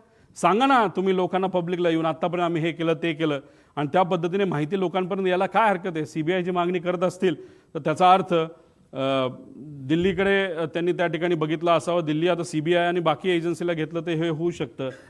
आता ह्याच्यामध्ये बाकी आहेत. आता भारताकडे सरकारी विमान आहे 2004चं, हे 10चं होतं पडलेलं, 4चं सायटेशन XLS. आता हे विमान असून बंद पडले, वापरत नाहीत. आणि याचे 2 जे पायलट आहेत ते नुसते निवांत बसून असतात. आणि अजितदादांच्या बुकिंगमध्ये जो ग्रुप मी तुम्हाला सांगितलं ॲरोचा, त्याच्यामध्ये सुद्धा हे पायलट आहेत, सरकारी पायलट आहेत पगारावर, हे सुद्धा त्या ग्रुपवर आहेत. पूर्वी एक पायलट होते, ते रिटायर झालेत, त्यांचं नाव मला आठवत नाही, काय रे नाव काय असेल, ते स्वतः कर्वे म्हणून होते, स्वतः तिथं जायचे. समजा CM चाललेत, DCM चाललेत, मंत्री चाललेत, कर्वे साहेब स्वतः जायचे, सगळं चेक तिथं करायचे. पण हे महाशय नुसते ग्रुपमध्ये दोघं पदं घेतलीत, मोठा पगार त्यांना चालू आहे, पण एकदा सुद्धा ते साईटवर त्या ठिकाणी जात नाही चेक करायला की विमान नीट आहे का नाही. तर हे कोण अधिकारी 2, ते शर्मा आणि अजून कोणतरी जे महाराष्ट्र सरकारमध्ये काम करतात, त्यांची माहिती काढणं त्या ठिकाणी महत्त्वाचं आहे असं आमचं मत आहे. आणि ॲरो नावाची कंपनी ज्याली त्या पवार जो होता त्याला जे सांगितलं होतं वेदर इज ऑल ओके, त्याचं तुम्ही केलं काय? ॲरो कंपनीचा धंदा चालू आहे, विमानाचा धंदा चालू आहे, VSRचा धंदा चालू आहे. मग दादांच्या बाबतीत जे काय सांत्वन, जे काय दुःख आहे, हे फक्त राजकीय भूमिका आहे का? आम्ही इथं हळहळ करतोय पण बाकी सगळ्या गोष्टी चालू आहेत. मग जे चाललंय ते सुपरफिशियल आहे का, दाखवण्यासाठी आहे का, त्यात राजकारण आहे का, असा प्रश्न आता आम्हाला निर्माण व्हायला लागला आहे. आणि आम्ही जर हे मुद्दे घेतले नसते तर इन्व्हेस्टिगेशन कुठल्या दिशेला गेलं असतं?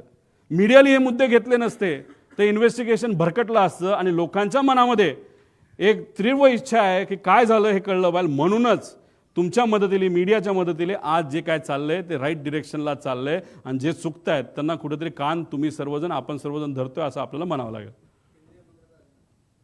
हां, आणि हे जे मी बोललो लग्न हे ते जे काय आहे, तर ते जे केंद्रीय मंत्री आहेत जे एव्हिएशनचे, आत्तापर्यंत तुमच्याकडनं प्रायमरी रिपोर्ट तिथं आला नाही. आणि रोहित सिंगच्या लग्नामध्ये तुमचेच जर प्रमुख नेते रोहित सिंग जो VSRचा मालक आहे त्याच्या लग्नाला 1.5-2 वर्षापूर्वी जात असतील तर मग आम्ही कशी अपेक्षा करू की तुम्ही ट्रान्सपरंटली ह्याच्यामध्ये इन्व्हेस्टिगेशन कराल.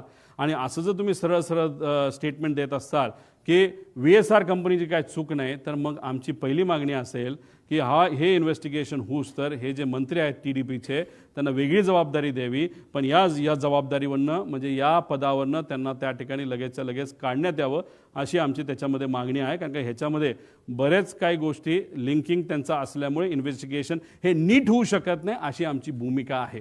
या मंत्र्यांची ह्याच्यामध्ये चूक आहे, नाही तर कुठे इन्व्हॉल्ड असेल असं आम्ही म्हणत नाही या घातपातात, पण VSRला तुम्ही वाचवत आहात असं कुठंतरी एक चित्र आता या ठिकाणी निर्माण झालेलं आहे. पुढे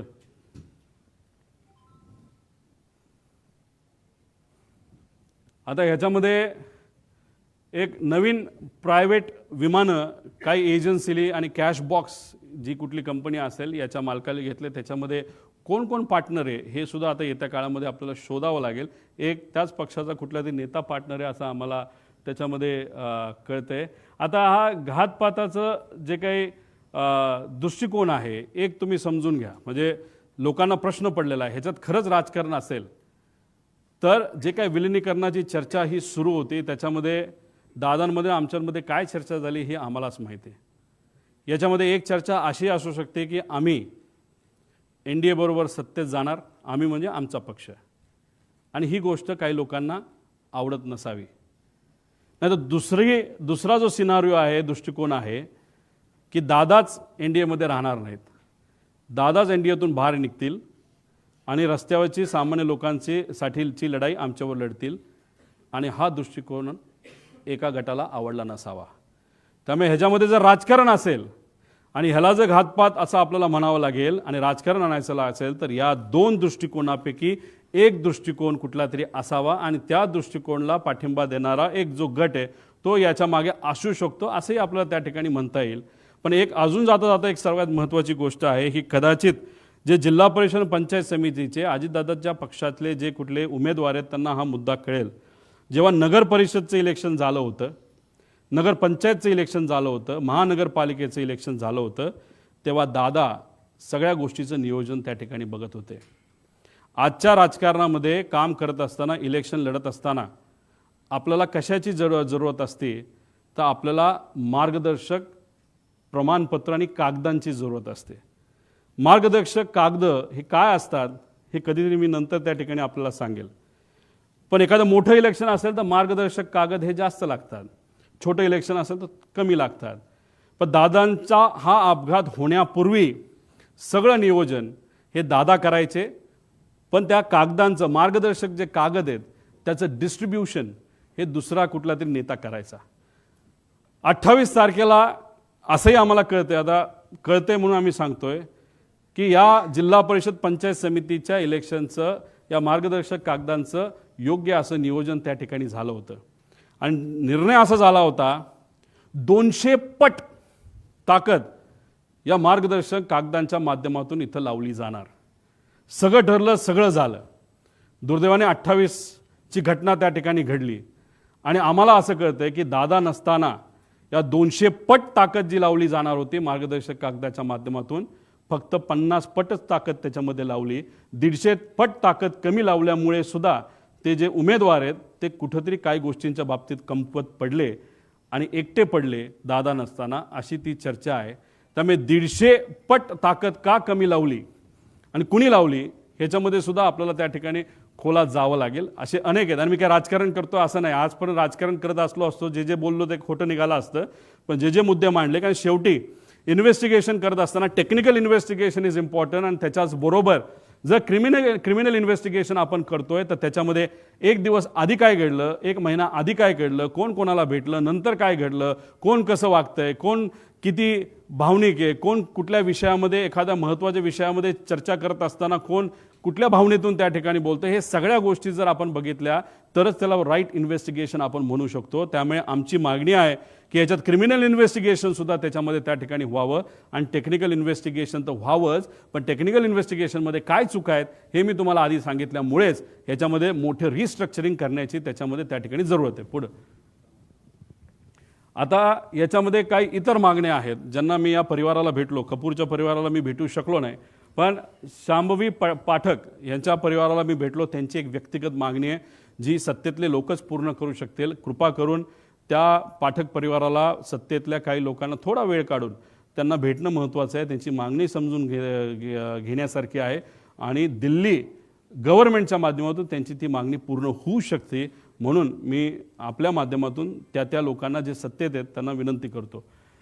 विदीप जाधव यांच्या मुलांचं शिक्षणाची जबाबदारी आम्ही घेतली, तो विषय तिथं संपलेला आहे, पण त्याच्याचबरोबर त्यांच्या पत्नी या ठाणे महानगरपालिकेमध्ये कॉन्ट्रॅक्टवर काम करतात. एकनाथ शिंदे साहेबांना आम्ही भेटूच, पण या प्रेस कॉन्फरन्सच्या माध्यमातून त्यांच्या नेत्यांना आणि एकनाथ शिंदे साहेबांना आणि श्रीकांतभाऊ शिंदेंना मी विनंती करतो की त्यांना परमनंट जर आपल्याला करता आलं या संवेदनशील विषयाच्या माध्यमातून, ते फार महत्त्वाचं त्या ठिकाणी ठरू शकतो. पिंकी माळी यांचा भाऊ यांना कॉन्ट्रॅक्टवर आम्हाला एका ठिकाणी नोकरी देता आली, जेवढं जमलं तेवढं, पण शेवटी तिचा याच्यामध्ये त्या ठिकाणी अपघात झालेला आहे. ती आज त्या परिवाराबरोबर नाही. त्या परिवाराला आर्थिक दृष्टिकोनातून सबलीकरण करण्याचा फार मोठा वाटा त्या मुलीचा होता, युवतीचा होता. ती आज त्या परिवाराबरोबर नाही. त्या मुलाला परमनंट जर काय करता आलं, चांगला पगार जर तिथं देता आला, तर त्या बाबतीत सुद्धा तिथं विचार करण्यात यावा. कारण पिंकी माळींना शिकवण्यासाठी त्या टॅक्सी चालक वडिलांनी, मुलगी असली तरी 50-60 लाख रुपये खर्च करून तिला शिकवण्याचा प्रयत्न केला आणि शिकवलं सुद्धा. पण दुर्दैवाने ही घटना त्या ठिकाणी घडली. त्यामुळे त्या परिवाराला सुद्धा मदत त्या ठिकाणी करण्याची जरूरत आहे. त्याच्याचबरोबर नंतर आम्ही अधिवेशनामध्ये विषय मांडूच. अजितदादांची नावं कुठल्या कुठल्या वास्तूला, कुठल्या कुठल्या गोष्टींना त्या ठिकाणी दिली जावीत, ह्या आमच्या मागण्या येत्या काळामध्ये त्या ठिकाणी असतील. पुढं आणि जस्टिस फॉर अजितदादा हॅशटॅग या पद्धतीने अख्खा महाराष्ट्र विचारतोय काय खरं घडलं 28 तारखेला, 28 तारखेच्या आधी. पण जे 28 तारखेला घात का अपघात जो घडला, त्याच्यामुळे सर्व महाराष्ट्रातले सामान्य लोक आज चिंतेत आहेत. आणि आज एवढा मोठा नेता आपल्यातून गेला तर आपलं उद्या कसं व्हायचं असा प्रश्न त्यांना तिथं पडलेला आहे. पण जस्टिस फॉर अजितदादा या पद्धतीने आम्ही सर्वजण आणि शुभचिंतक असे अनेक जण, आम्ही सगळेजण मिळून या विषयासाठी, या इन्व्हेस्टिगेशनसाठी, हे इन्व्हेस्टिगेशन योग्य पद्धतीने व्हावं आणि आयुष्याच्या आमच्या स्वतःच्या शेवटच्या काळामध्ये जेव्हा आम्ही या विषयाकडे लक्ष देऊ, तेव्हा आम्हाला कुठेतरी एक समाधान असेल की अजितदादांच्या घात का अपघाताच्या बाबतीत योग्य असं इन्व्हेस्टिगेशन व्हावं. यासाठी महाराष्ट्राच्या जनतेने, पत्रकारांनी आणि माझ्यासारख्या एक सामान्य कार्यकर्त्याने सुद्धा यासाठी पुढावा घेतला. माणूस आपल्यात नसला तरी जस्टिस त्यांच्या त्या गोष्टीला मिळालं असं एक समाधान शेवटच्या आयुष्याच्या लेवलला हे आम्हा सगळ्यांना त्या ठिकाणी असावं, एवढीच आमची छोटीशी साधीशी इच्छा. हिंदीमध्ये नंतर बोलू का? बरं ठीक. हिंदीचं काय करू? हिंदी नंतर घेतो. नको नको.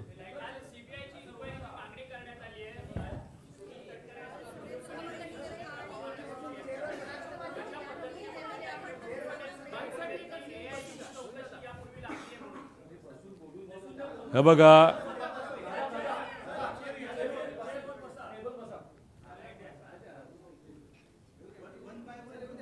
वन बाय वन घ्या. 1 तास विचारा, मला काय नाही.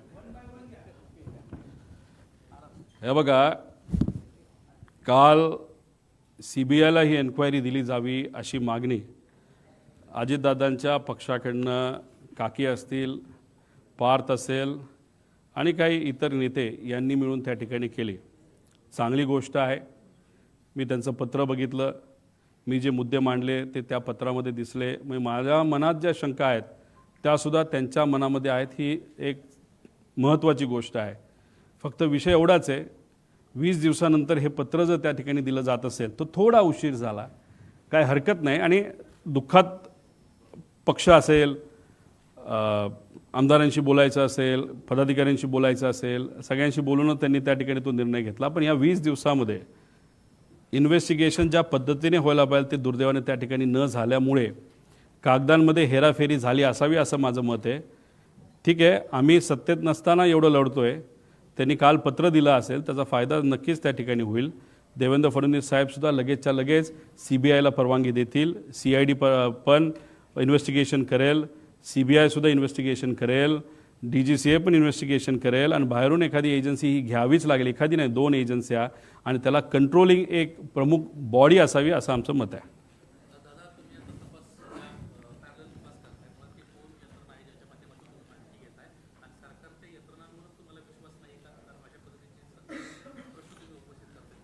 काल ज्या रिपोर्टचा तुम्ही उल्लेख मगाशी केला की तो DGCAकडनं तिथं आला होता, त्याच्या मॉडेल, विमानाच्या मॉडेलमध्ये चूक झाली आहे.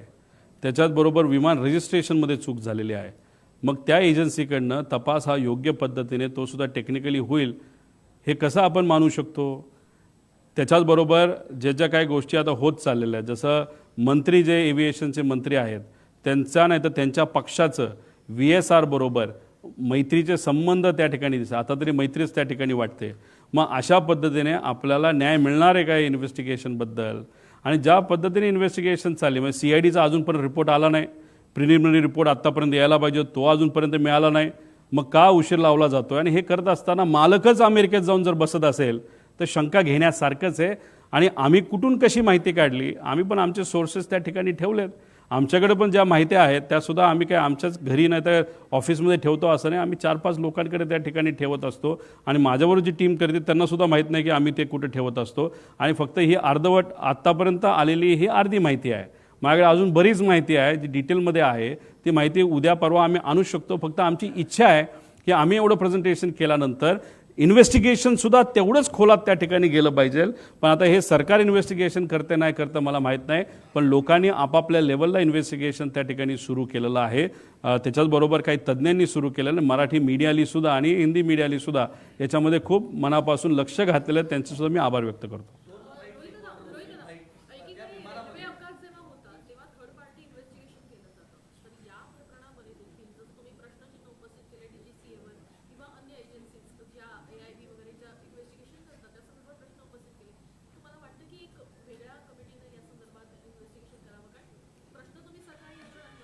शंभर टक्के CBI घ्यायची असेल तर घ्या.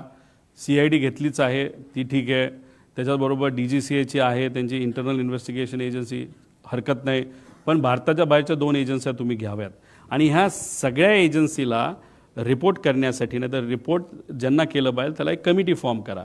त्या कमिटीमध्ये मी जसं सांगितलं महाराष्ट्रात विरोधी पक्ष नेता नाही तर त्यांचा घेता आला असता, पण देशाचे विरोधी पक्ष नेता तुम्ही घ्या. त्याच्याचबरोबर काही माजी चांगले अधिकारी तुम्ही घ्या, माजी जजेस तुम्ही घ्या, अजितदादांच्या पक्षातले काही लोकांना तुम्ही घ्या आणि काही चांगले तज्ज्ञ त्याच्यामध्ये तुम्ही घ्या. आणि ह्या कमिटीला हा रिपोर्ट सादर केला पाहिजे. कमिटीच्या मनामध्ये जे प्रश्न आहेत ते त्या एजन्सीला पण विचारण्याची संधी त्या ठिकाणी दिली गेली पाहिजे. त्यामुळे अशा पद्धतीने पारदर्शक हा तपास व्हावा अशी आमची त्याच्यामध्ये मागणी. पण आज ते होताना दुर्दैवाने त्या ठिकाणी दिसत नाही. VSRला पाठबळ दिलं जातं. जर खरंच तुमच्याकडे सत्ता आहे ना, त्या सत्तेचा वापर करून VSRला आत्ताच्या आत्ता कुलूप लावण्याची धमक अजितदादा आज असते आणि त्यांच्या परिवारामध्ये नाही तर त्यांच्या कुटुंब त्यांच्या राष्ट्रवादी परिवारामध्ये जर एखादी अशी घटना घडली असते, दादा जर आज असले असते, दादा म्हणले असते राजकारण बाजूला, आत्ताच्या आत्ता ही VSR बंद करा, ही दादाची धमक होती. ती धमक मात्र आज सत्तेत असणाऱ्या लोकांकडनं दिसावी अशी लोकांची आणि आमची अपेक्षा आहे.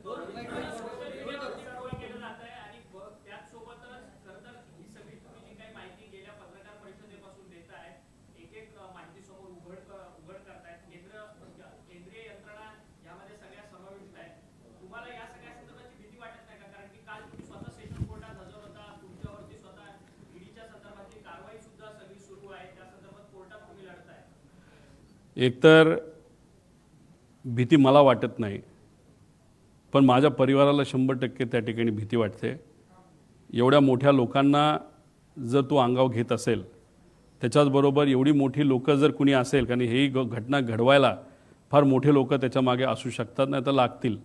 आणि मग या लोकांना तो अंगावर घेत असतील तर आम्हाला तुझी काळजी वाटते हे माझ्या पत्नीलीसुद्धा मला बोलून दाखवलं आहे, माझ्या मुलांनी मला बोलून दाखवलं आहे, माझ्या आईवडिलांनी आणि माझ्या सासऱ्यांनी आणि सगळ्या जवळच्या लोकांनी ते बोलून दाखवलेलं आहे. पण आपण नाही लढणार तर कोण लढणार? कारण का हा विषय अतिशय भावनिक आहे महाराष्ट्रासाठी सुद्धा आणि आमच्या परिवारासाठी सुद्धा. जर भीतीपोटी आम्ही थांबलो, शांत बसलो तर आम्ही मराठी माणसं कशाचे आणि आम्ही पवार कसले? आम्ही लढत आहोत, ठीक आहे, भीती आहे. उद्या जाऊन या बाबतीत काय गोष्टीची दक्षता आम्ही घेतली आहे आणि बघू आमचे कार्यकर्तेसुद्धा त्या बाबतीत काय भूमिका घेत आहेत. उद्या जाऊन आपण बघणार आहोत. काही कार्यकर्त्यांनी इच्छा व्यक्त केलेली आहे की उद्या जाऊन कुठेतरी काही वेगळ्या पद्धतीने आपल्याला काही प्रोटेक्शनच्या बाबतीत करता येईल का, पण तो त्यांचा त्या ठिकाणी विषय आहे.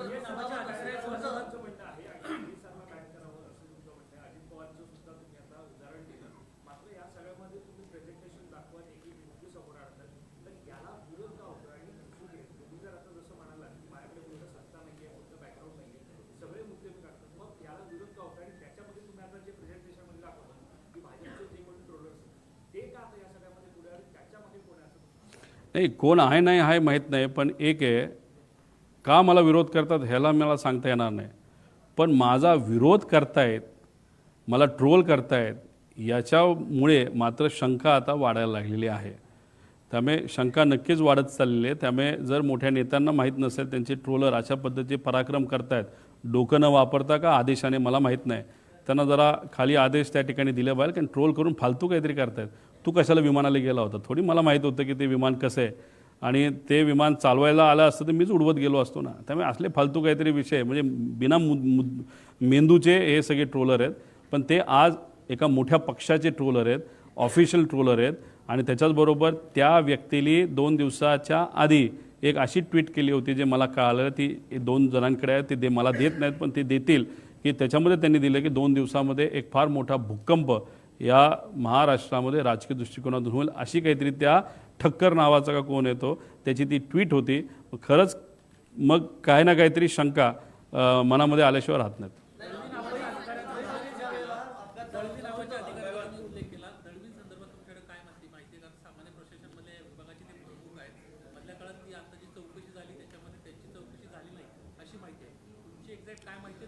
तर बघा, अकाउंटेबिलिटी ऑफिसर आणि एक सेफ्टी ऑफिसर असतो. दळवी कदाचित अकाउंटेबिलिटी ऑफिसर असतील महाराष्ट्र सरकारचे. महाराष्ट्राकडे जी कुठली विमानं नाही तर हेलिकॉप्टर असतील त्या NOCPचे, म्हणजे ते NOCPचं लायसन्स असतं. आणि मिश्रा हे सेफ्टी ऑफिसर असतील. विषय एवढाच आहे की पूर्वीचे जे कर्णिक नावाचे अधिकारी होते ते स्वतः VIP मुवमेंट जेव्हा व्हायचं ते विमान बघण्यासाठी, टेक्निकल काय गोष्टी आहेत ते बघण्यासाठी ते स्वतः तिथं जायचे. पण हे 2 महाशय दळवी आणि ते जे कुठले दुसरे मिश्रा म्हणून आहेत, हे ऑफिसमध्येच बसून राहतात. तो जो ॲरोचा आणि दुसऱ्या कंपनीचा जो ग्रुप आहे त्या ग्रुपवर हे आहेत, आणि त्या ग्रुपवर तो पवार नावाचा जो कोणी हँडलर आहे ॲरोचा, तो जर टाकत असेल की विजिबिलिटी ओके, तर या 2 महाशयांची जबाबदारी होती बाबांनो चेक करायची, ATCला फोन करायची, अरे VIP ट्रॅव्हल करणारे खरंच विजिबिलिटी आहे का नाही आहे, हे मात्र झोपले राहिले. मग तुम्ही पदावर असाल, तुम्ही सरकारचा या लोकांच्या कष्टाचा टॅक्सचा पैसा घेऊन तुमचं घर चालवत असाल, तर या विषयासाठी तुम्ही सुद्धा जबाबदार आहेत. त्यामुळे त्यांना सुद्धा जबाबदार धरलं पाहिजे, ॲरोला जबाबदार धरलं पाहिजे, VSRला जबाबदार धरलं पाहिजे, आणि जे काही सिंग वगैरे हे जे काही नावं मी सांगितलेले त्या सगळ्यांना जबाबदार धरण्याची जरूरत आहे.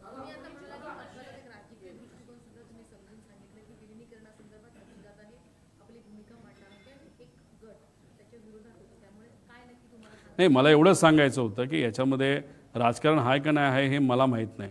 मी फक्त म्हणतोय की पारदर्शक पद्धतीने इन्व्हेस्टिगेशन, एन्क्वायरी त्याच्यामध्ये त्या ठिकाणी व्हावी. आता राजकीय दृष्टिकोनातून जर, कारण शेवटी लोक मला विचारतात की जर राजकीय अँगल असेल तर तो कुठला, त्याला 2च अँगल असू शकतात.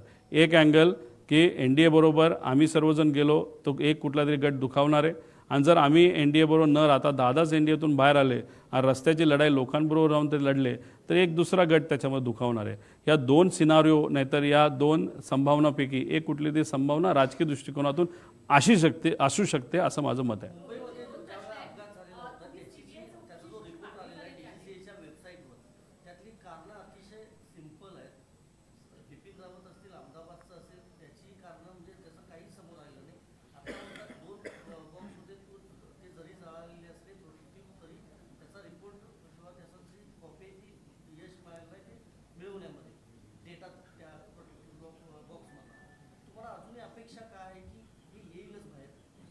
नाही आलं तर आम्ही काय सोडणार आहे का? आम्ही कुठून ना कुठेतरी माहिती त्या ठिकाणी काढू ना. आणि शेवटी काय आहे की अधिकारी काय सगळेच खराब असतात नाही ना, असं नाही ना. काही चांगलेही अधिकारी आहेत, चांगले पत्रकार आहेत, काही माजी अधिकारी त्या कंपनीमध्ये काम केलेले पायलट आहेत ते चांगले आहेत, ते त्या ठिकाणी स्वतः इन्व्हेस्टिगेशनला तिथं लागलेले. त्यामुळे माहिती बाहेर येणार आहे, 100% घेतला पाहिजे. का? कारण विषय एवढाच आहे, त्यांनी ह्याच्यामध्ये काय केलं असं मी म्हणणार नाही, पण VSRला पाठबळ देण्याचं नाही तर VSRला सेफ करण्याचं काम ते करतायत का असा प्रश्न मला पडतोय. कारण रोहित सिंगच्या लग्नामध्ये त्यांच्याच पक्षातला एक प्रमुख नेता हा लग्नाला त्या ठिकाणी गेला होता.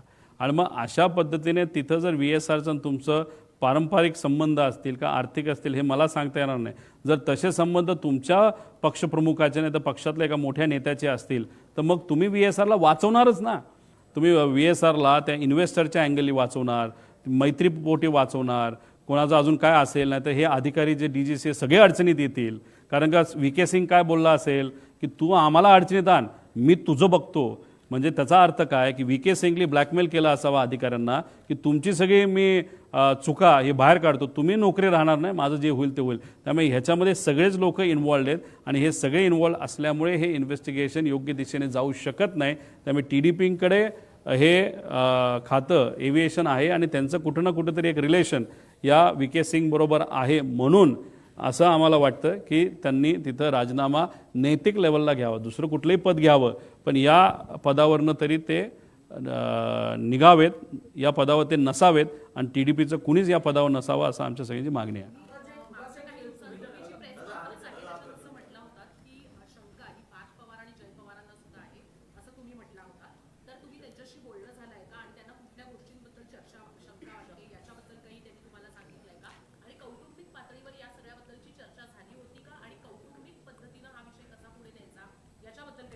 पार्थ आणि जय बरोबर 13 दिवसात मी बोललो. 13 दिवस झाल्यापासून आजपर्यंत अजूनपर्यंत आम्ही बोललेलो नाही.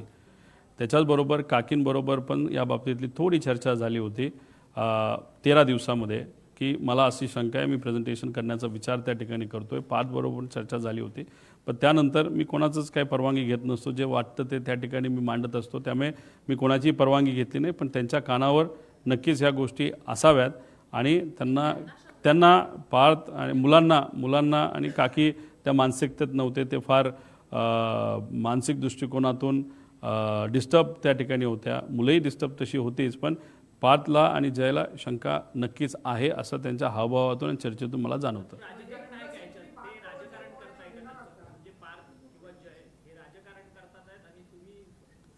एक तुम्ही समजून घ्या की काकींच्या बाबतीत बोलायचं झालं तर त्या राजकारणी नाही आहेत. आता त्या राजकारणामध्ये ॲक्टिव्ह लेवलला आलेल्या त्या समाजकारणी आहेत. आणि पार्थ आणि जय ठीक आहे, पार्थ एकदा इलेक्शनला उभा राहिला असेल, पण ते झाल्यानंतर तो तसा ॲक्टिव्ह राजकारणामध्ये नाही आहे.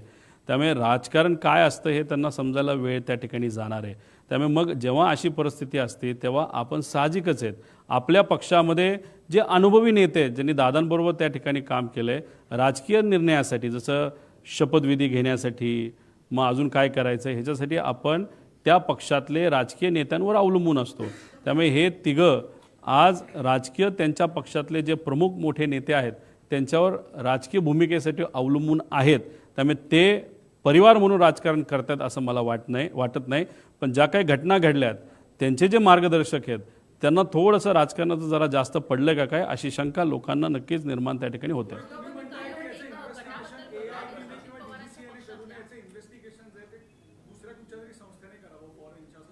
एक तर मी फ्रान्सचे, खरं तर काल फ्रान्सचे प्राईम मिनिस्टर त्या ठिकाणी आले होते, तेव्हाच आम्ही हा मुद्दा घ्यायला होता. आधी घेतला आहे आम्ही. फ्रान्सची एक चांगली एजन्सी आहे, UKची एक चांगली एजन्सी आहे आणि अमेरिकेची एक चांगली एजन्सी. या 3 एजन्सीकडनं आपल्याला हे इन्व्हेस्टिगेशन प्रॉपरली टेक्निकल लेवलला आणि सायंटिफिक लेवलला हे आपल्याला करता येईल.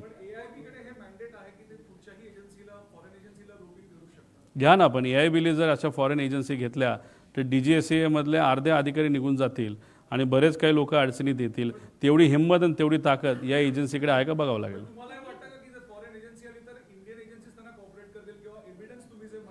नाही, कॉपरेट नाही केलं तर त्या एजन्सी हे तरी सांगतील हे कॉपरेट करत नाहीत, बस तेवढं काफी आहे. आमचं हेच म्हणणं आहे कॉपरेट होणार नाही आणि त्या एजन्सी आल्यानंतर हेच सिद्ध होईल की हे कॉपरेट करत नाहीत आणि करणार नाहीत.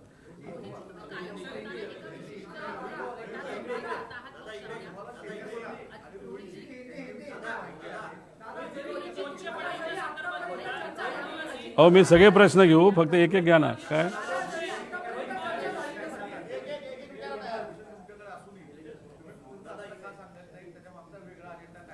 नाही, मी पूर्णपणे ही इन्फॉर्मेशन का देत नाही, कुठले नेते आले होते यांची नावं आहेत, काही लोकांचे फोटो आहेत, कारण मला याच्यात राजकारण आणायचं नाही.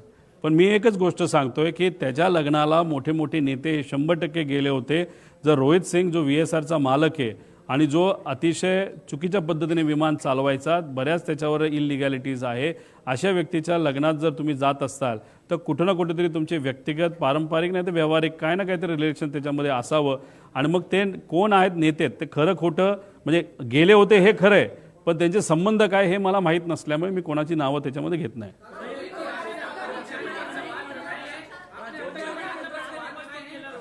मराठी करतो ना, 5 प्रश्न मराठीत.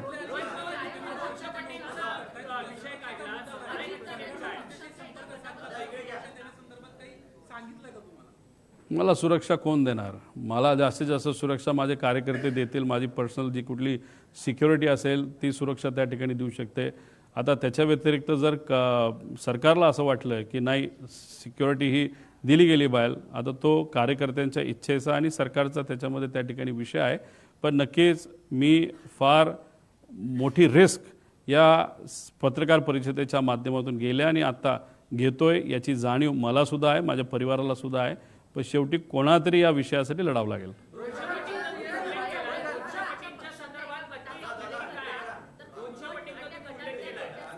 200 पटीबद्दल आणि 50 पटीबद्दल दादा असताना आणि दादा नसताना, दादा असताना नगर परिषद, नगरपंचायत आणि महानगरपालिकेचे इलेक्शन झाले. त्या उमेदवारांना मी काय म्हणतो हे कळलंय. आज दादा नसताना 50 पटीचं हे जिल्हा परिषद पंचायत समितीच्या उमेदवाराला कळलेलं आहे. त्यामुळे त्यांच्यात काय चर्चा ही फक्त मी बोलून दाखवली. आणि हा विषय मला जो सांगण्यात आला इथून 150 किलोमीटरवर एक कुठला तरी मतदारसंघ असावा, चांगला मतदारसंघ आहे, अशा एका जबाबदार आमदाराकडूनच हा विषय त्या ठिकाणी माझ्यापर्यंत आलेला आहे.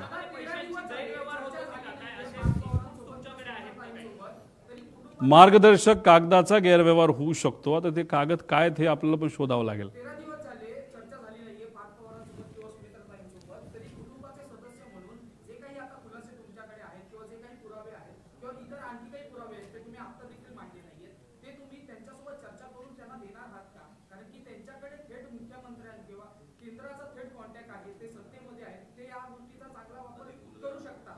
मीडिया म्हणून तुम्ही इच्छा व्यक्त करत आहात, पब्लिक म्हणून महाराष्ट्राचे नागरिक इच्छा व्यक्त करतायत, म्हणून ही प्रेस कॉन्फरन्स मी घेतो आणि हे पुरावे त्यांना देतोय.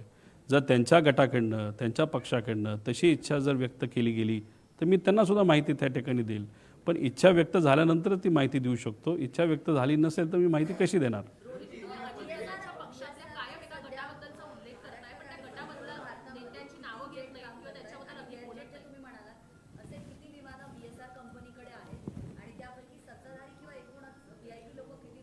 VSR व्हेंचर्स आणि VSR कॉर्पोरेशन नावाच्या 2 कंपन्या त्याच्यात 27 विमानं आहेत. 27 विमानापैकी आपले जे सगळे नेते बऱ्यापैकी विमानं त्याच्यामध्ये वापरतात. मुख्यमंत्री साहेब जर धावपट्टी मोठी असेल तर 600 लेगेसी 600 एक चांगलं विमान आहे, ज्याच्यातून मी त्या सेलिब्रिटी खेळाडूला घेऊन गेलो होतो. का ते 2000 होतं माहीत नाही. आणि एकनाथ शिंदे साहेबसुद्धा प्रिफर करतात छोटं नको मोठं विमान द्या. पण दादांना काटकसर करायची सवय. दादांनी सांगितलं की बाबांनो दिल्लीला जायचं असेल तर मला लेगेसी द्या, नाही तर मोठं द्या. बाकी वेळेस जरा स्वस्तातलं साधं त्या ठिकाणी कुठलं तरी सेफ विमान हे मला त्या ठिकाणी द्या. आणि दादा मग लेअर जेट वापरायचे, बाकीसुद्धा लेअर जेट त्याच्यामध्ये वापरायचे. पण दुर्दैवाने ही घटना दादांच्या बाबतीतच त्या ठिकाणी झाली.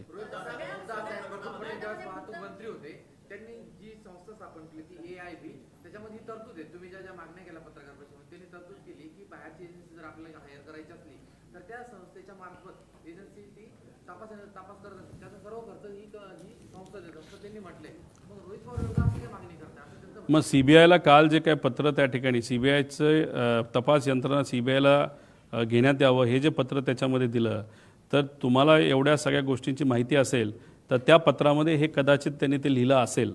आणि लिहिलं नसेल तर का नाही लिहिलं असा प्रश्न त्यांना आपल्याला करता येईल.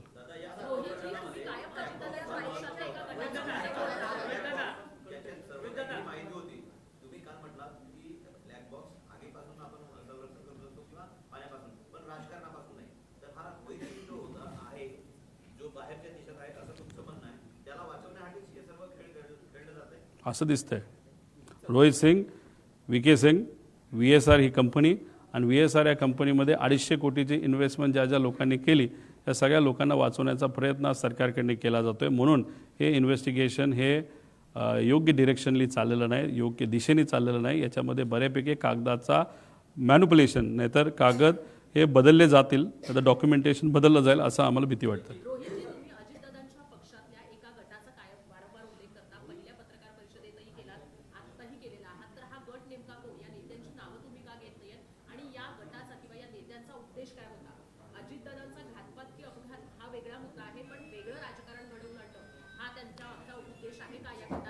बरं, मला आज विलिनीकरणाबद्दल काहीच बोलायचं नव्हतं. लेकिन विलिनीकरणाचा एक विषय मी इथं मांडतो. जर हे दोन पक्ष एकत्र आले असते आणि दादांची इच्छा अशी होती की हे पक्ष एकत्रित यावे भावनिक दृष्टिकोनातून, आणि जर ते एकत्र आले असते, विलिनीकरण झालं असतं, तर महाराष्ट्राचा प्रदेश अध्यक्ष हे डॉक्टर अमोल कोल्हे झाले असते.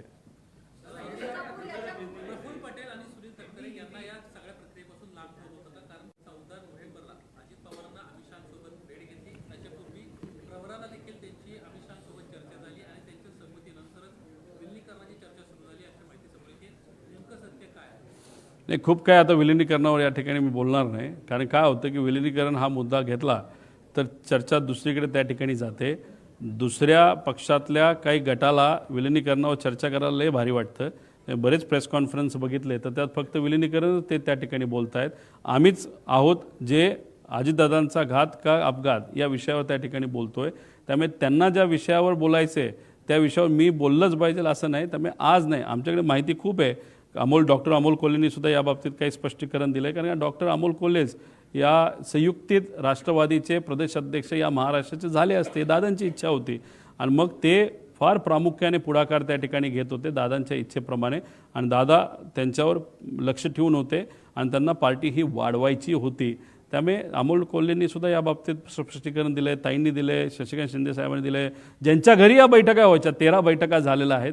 CCTV कॅमेरा कुठून घ्यायचा हे तुम्हाला त्या ठिकाणी माहिती आहे. तुम्ही ट्रॅफिकचा घ्या, नाहीतर मंत्री लोढा साहेबांच्या घराच्या समोरचा घ्या. तिथं दादा तुम्हाला 13 वेळा वेगवेगळ्या गाडीमध्ये, पण घर एक जयंत पाटील साहेबांचंच, आणि जयंत पाटील साहेबांनी सुद्धा यात स्पष्टीकरण दिलेलं आहे.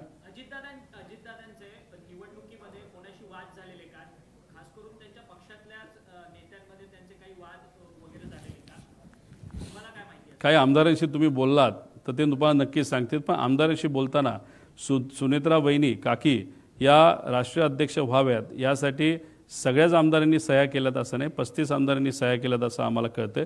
ते 35 आमदार कोण, त्यांच्यातले एखाद्याला तरी विचारलं तर ते स्पष्टपणे तुम्हाला काय गोष्टी सांगतील.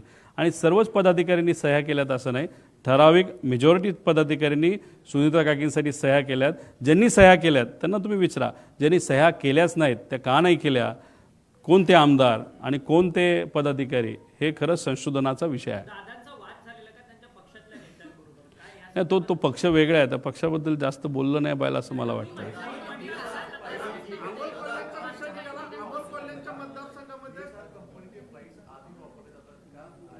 आधी वापरले जात होते आणि दुर्दैवाने आत्ता सुद्धा वापरले जात आहेत. म्हणून मला CM साहेबांना सांगायचं आहे, DCM साहेबांना सांगायचं आहे, सर्व मंत्र्यांना विनंती करायची, सर्व सेलिब्रिटीला विनंती करायची आहे. VSR कंपनीमध्ये मेंटेनन्सचा खूप मोठा घोळ होता आणि दुर्दैव असं की एवढी मोठी घटना होऊन सुद्धा जर तुम्ही त्या विमानाने ट्रॅव्हल करत असाल तर उद्या जाऊन एखादी दुर्दैवी घटना, आम्ही आमच्या काकाला गमावलेलं आहे, दादाला गमावलेलं आहे, अजून एखादा मोठा नेता नाही तर सेलिब्रिटी, याच्या बाबतीत काय एखादी गोष्ट होऊ नये याची दक्षता DGCA पण घेतली पाहिजे. म्हणूनच VSRचे सगळे फ्लाईट्स हे बंद झाले पाहिजे अशी आमच्या सगळ्यांची मागणी आहे.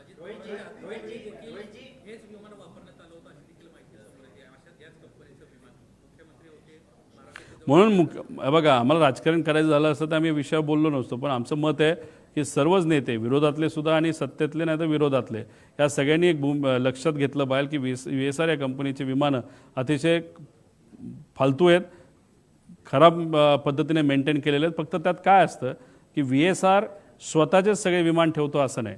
समजा उद्या तुम्ही एखादं विमान घेतलं आणि तुम्हाला तुमच्या NOCPवर घ्यायचं नाही, पण तुम्हाला VSRच्या NOCPवर घ्यायचं आहे, तर तुम्ही स्वतः खर्च करून ते विमान घेऊ शकता आणि ते तुम्ही VSRकडे ठेवू शकता आणि VSRला जेव्हा केव्हा तुम्हाला पाहिजे तेव्हा ते वापरू शकता. अशा प्रकारची पण त्यांची हाय क्वालिटीची विमानं आहेत जी VSRच्या नावाली आहेत. मग ती दुसऱ्याला वापरली जातात का फक्त काही ठराविकच VIP लोक ती वापरतात? जर ठराविकच लोक ठराविक पद्धतीचं विमान जर वापरत असतील तर त्यांच्या जवळच्या लोकांचं ते तरी विमान असेल, स्वतःचं तरी विमान असेल, नाही तर काही वेगळं असू शकतं. जसं हैदराबादचा एक बिझनेसमन आहे जो TDP हा जो पक्ष आहे त्या राज्यामध्ये म्हणजे आंध्रामध्ये सत्तेत आहे, तो तिथला जो व्यावसायिक आहे त्याची 2 विमानं VSRच्या नावावर आहेत आणि ते कदाचित काही प्रमाणात TDPचे काही लोक वापरत असावेत अशी चर्चा आहे. शेवटचे मराठीचे 2 घेऊ, मग हिंदी घेऊ.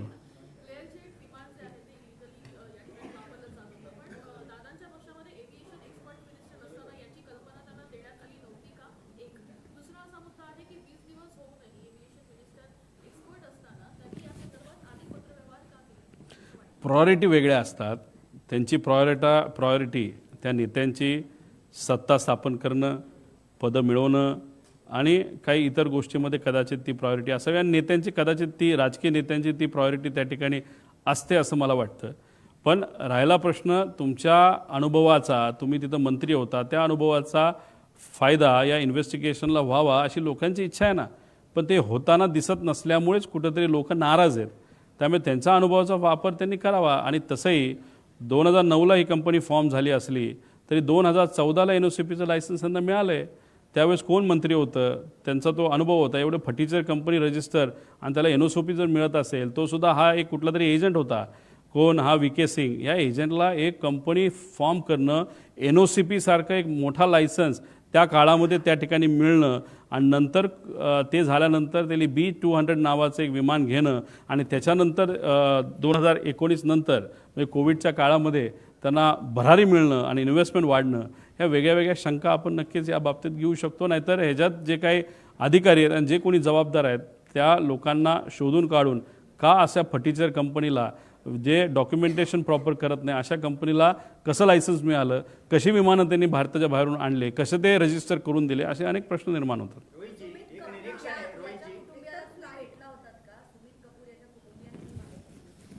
कपूर पायलट या परिवाराला मी भेटलेलो नाही. सुरुवातीपासून त्यांच्यावर थोडीशी शंका होती. एक पुतण्या म्हणून काही प्रमाणात मी नाराज होतोच आणि अशा अनुषंगाने त्या परिवाराला खरं तर भेटायला पाहिजे होतं. सोशल मीडियावर मी त्यांच्या मुलीचं सांत्वन त्या ठिकाणी केलं, पण माझं धाडस नाही झालं त्या अशा ज्याच्यावर मी डाऊट घेतो त्या व्यक्तीला भेटणं. म्हणून त्याला सोडून सगळ्यांना तिथं मी भेटलेलो आहे.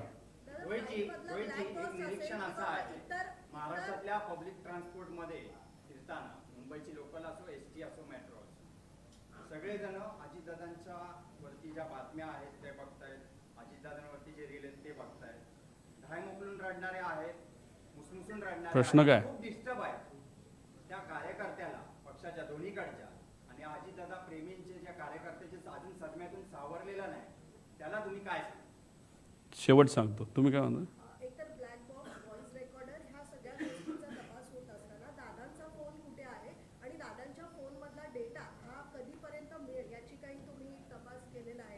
तो त्यांचा व्यक्तिगत डेटा आहे, व्यक्तिगत माहिती आहे. माझ्या अनुषंगाने त्यांच्या परिवाराकडे ते सर्व फोन असावेत.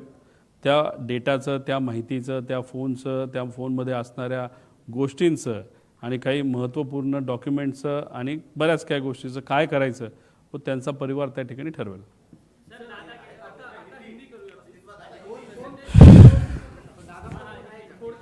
मग माहिती रिकवर होण्याच्या परिस्थितीमध्ये तो फोन आहे. 4 फोन आहेत, ते आहेत असं वाटतं.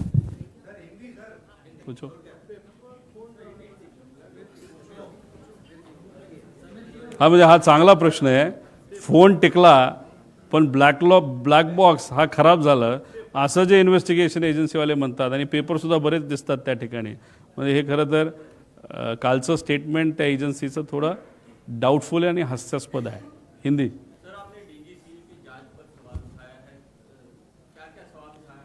एक तो ये जो प्लेन रजिस्टर हुआ, ये तो पुराना प्लेन है, US से लाया गया है. बहुत सारे अलग अलग देशों से प्लेन लाया गया. ये लेयर जेट नाम का जो प्लेयर का ब्रांड है बम्बार्डियर कंपनी का, तो उसमें जो स्पेसिफिकेशंस होते हैं वो स्पेसिफिकेशंस अगर बाहर के देश में, अगर US में तो अलग होते हैं. और इंडिया के जो DGCA होता है या जो भी अथॉरिटी है कंट्रोलिंग एजेंसी, उसके जो नॉर्म्स है वो अलग होते हैं. अगर वो नॉर्म के हिसाब से उस प्लेन में वो सिस्टम नहीं होगा या कुछ अलग, जैसे CVR के बारे में बोला कि जो विमान प्लेन में था 30 मिनट का था, लेकिन नॉर्म्स के हिसाब से 2 घंटे का चाहिए. अगर 30 मिनट का होते हुए भी अगर वो प्लेन रजिस्टर होता है तो ये सब जो प्लेन है इलीगली DGCA के अधिकारी को हाथ में लेते हुए ये रजिस्ट्रेशन हुआ है, ऐसे हम सबका कहना है. तो ये DGCA के कुछ अधिकारी इसमें वहाँ पे इन्वॉल्व है. श्वेता सिंह नाम की एक कोई लेडी है, वो पॉलिटिकली बहुत कनेक्टेड है, उनका भी इसमें कुछ ना कुछ तो रोल हो सकता है. इसलिए जो इन्वेस्टिगेशन टीम बनाई है 6 लोगों की, उसमें एक तो लेयर जेट का अनुभव न होने वाले लोग ज़्यादा है. कोई भी नहीं है जो इसका लेयर जेट का अनुभव है. सब जन ये DGCA के लोग हैं. अभी हम ऑब्जेक्शन DGCA पे ले रहे हैं क्योंकि जो मॉडल नंबर है जो अभी इन्वेस्टिगेशन उनका जो भी इंफॉर्मेशन बाहर आ रहा है उसमें मॉडल नंबर ही उन्होंने गलत किया है। तो इस तरीके का अगर मॉडल नंबर पे ही अगर आप टेक्निकली गलत करते हो तो इन्वेस्टिगेशन कैसे आप अच्छे तरीके से कर सकते हो, ऐसे हम सबका कहना है। इसलिए बहुत सारे फ्लॉज है। और ये दूसरी बात, VSR नाम की ये जो कंपनी है उसके जो ओनर्स है VK सिंह और रोहित सिंह, इनको बहुत बड़े नेताओं का और बिजनेसमैन का सपोर्ट है। उनको सेफ रखने की कोशिश वहाँ पे की जा रही है VSR को। अगर ये इतना बड़ा एक्सीडेंट, बड़ा नेता वहाँ पे जाने के बाद, गुजर जाने के बाद भी अगर ये फ्लाइंग कर रहा है VSR, तो डेफिनेटली वहाँ पे किसी का तो सपोर्ट है। अभी रोहित सिंह की जब शादी हुई थी, जो हमको पता चला है 1.5 साल पहले या 2 साल पहले जयपुर में मैरियट ये जो होटल है उसमें उस वक्त सत्ता में बीजेपी के भी बहुत बड़े नेता वहाँ पे आए थे। कौन है, कैसे, नेताओं को मालूम है, उनके मन में होगा कि हम गए थे। और दूसरी बात, TDP ये जो पक्ष है उनके भी बहुत बड़े नेता वहाँ पे गए थे। अभी आज जो मिनिस्टर है एविएशन वो TDP पक्ष के हैं। तो अभी अगर आपके संबंध थे रोहित सिंह के साथ जो VSR का मालिक है, तो आप इन्वेस्टिगेशन प्रॉपरली कैसे करोगे, ऐसा प्रश्न हम सबको पड़ता है। अजीत पवार पार्टी के वरिष्ठ नेता हैं, आप उन पर भी पहले दिन से सवाल उठाए, क्या उन पर किसी को आपको शक है उन पर किसी पे कि जो इस घटना के पीछे हो सकती है? देखो, ये घटना की गई है ऐसा तो डेफिनेटली शक है, कॉन्स्पिरेसी 100% है, ऐसे हम सबको वहाँ पे लगता है। अभी इसके पीछे राजनीति है कि नहीं वो देखने की जरूरत है। अगर राजनीति है ऐसे अगर हमको सोचना है तो 2 टाइप का विषय आ सकता है। एक 2 टाइप के गुट है। एक गुट ऐसा है कि जो नहीं चाहता था कि हमारा जो दूसरा पक्ष है वो उस पक्ष के साथ NDA के साथ सत्ता में आए, वो एक थ्योरी है। और पॉलिटिकल थ्योरी की बात करें तो दूसरी पॉलिटिकल थ्योरी है कि शायद दादा ये भी चाहते होंगे कि NDA में न रहे, बाहर आए, लोगों के साथ रास्ते पे लड़ेंगे हमारे साथ। तो ये जो चीज़ जिसको अच्छी नहीं लगती थी वो दूसरा गट है।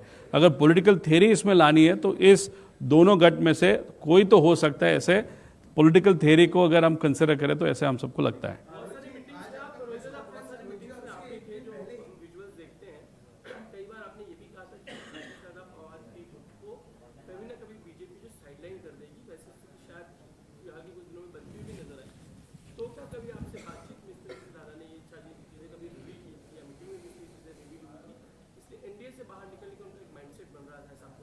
नहीं, मैं NDA के साथ रहना है कि बाहर निकलना है, ये तो दादा में और हमारे में हुई चर्चा है।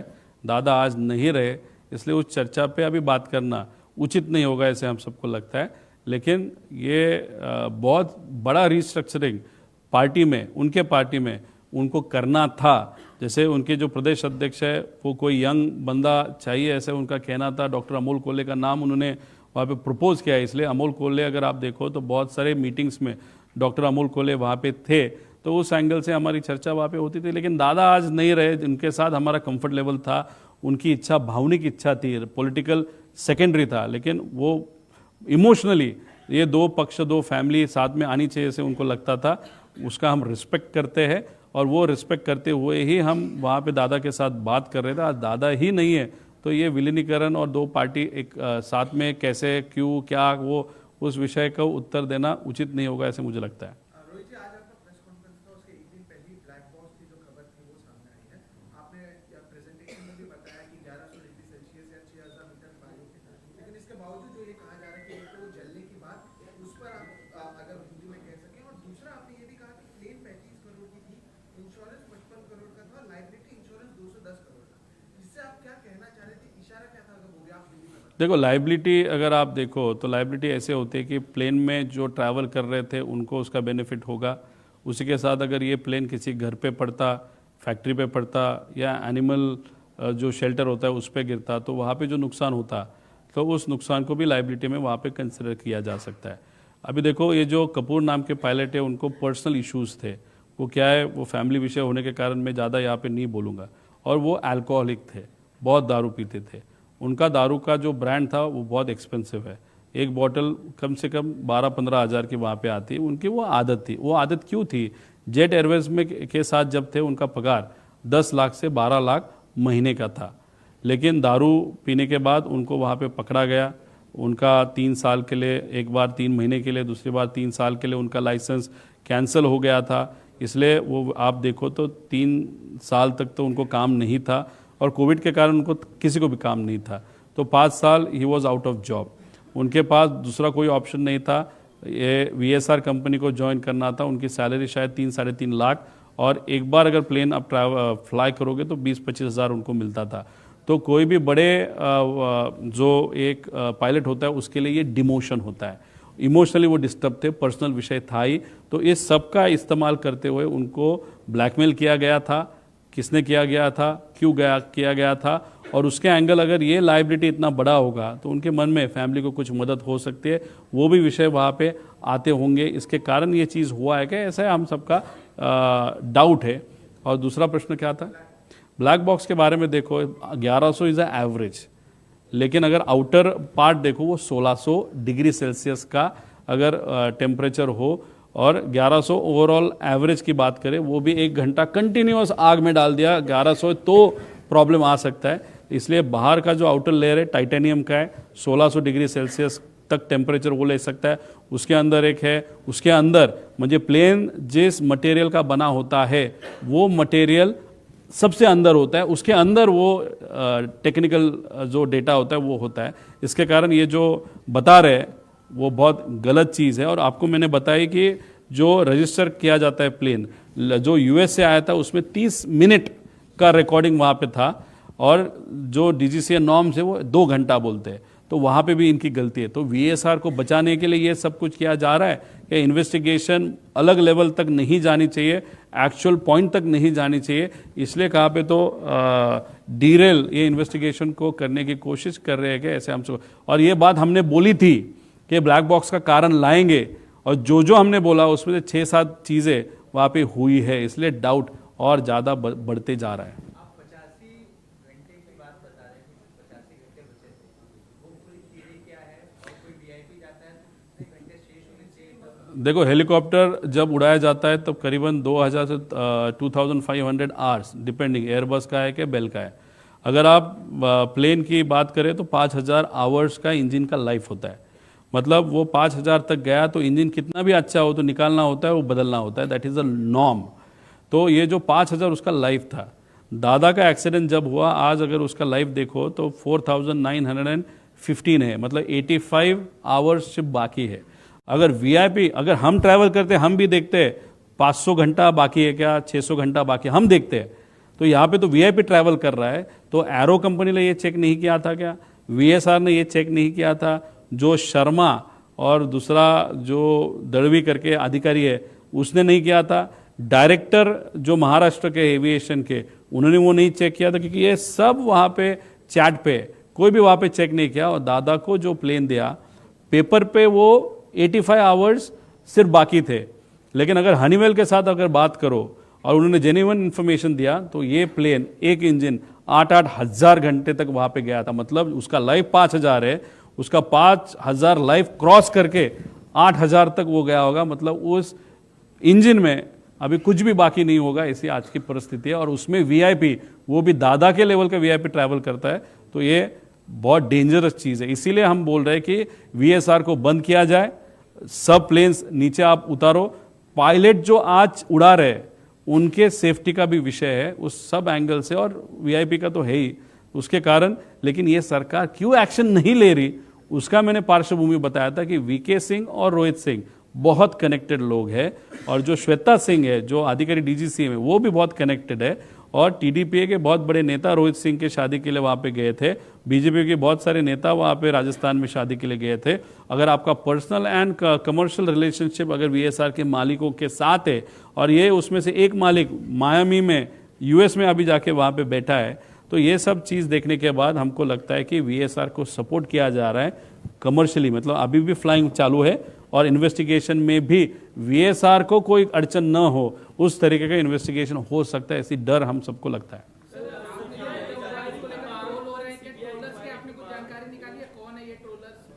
अरे ये ठक्कर नाम का है, क्या नाम उसका, सुमित ठक्कर नाम का एक ट्रोलर है, वो ऑफिशियली BJP का ट्रोलर है।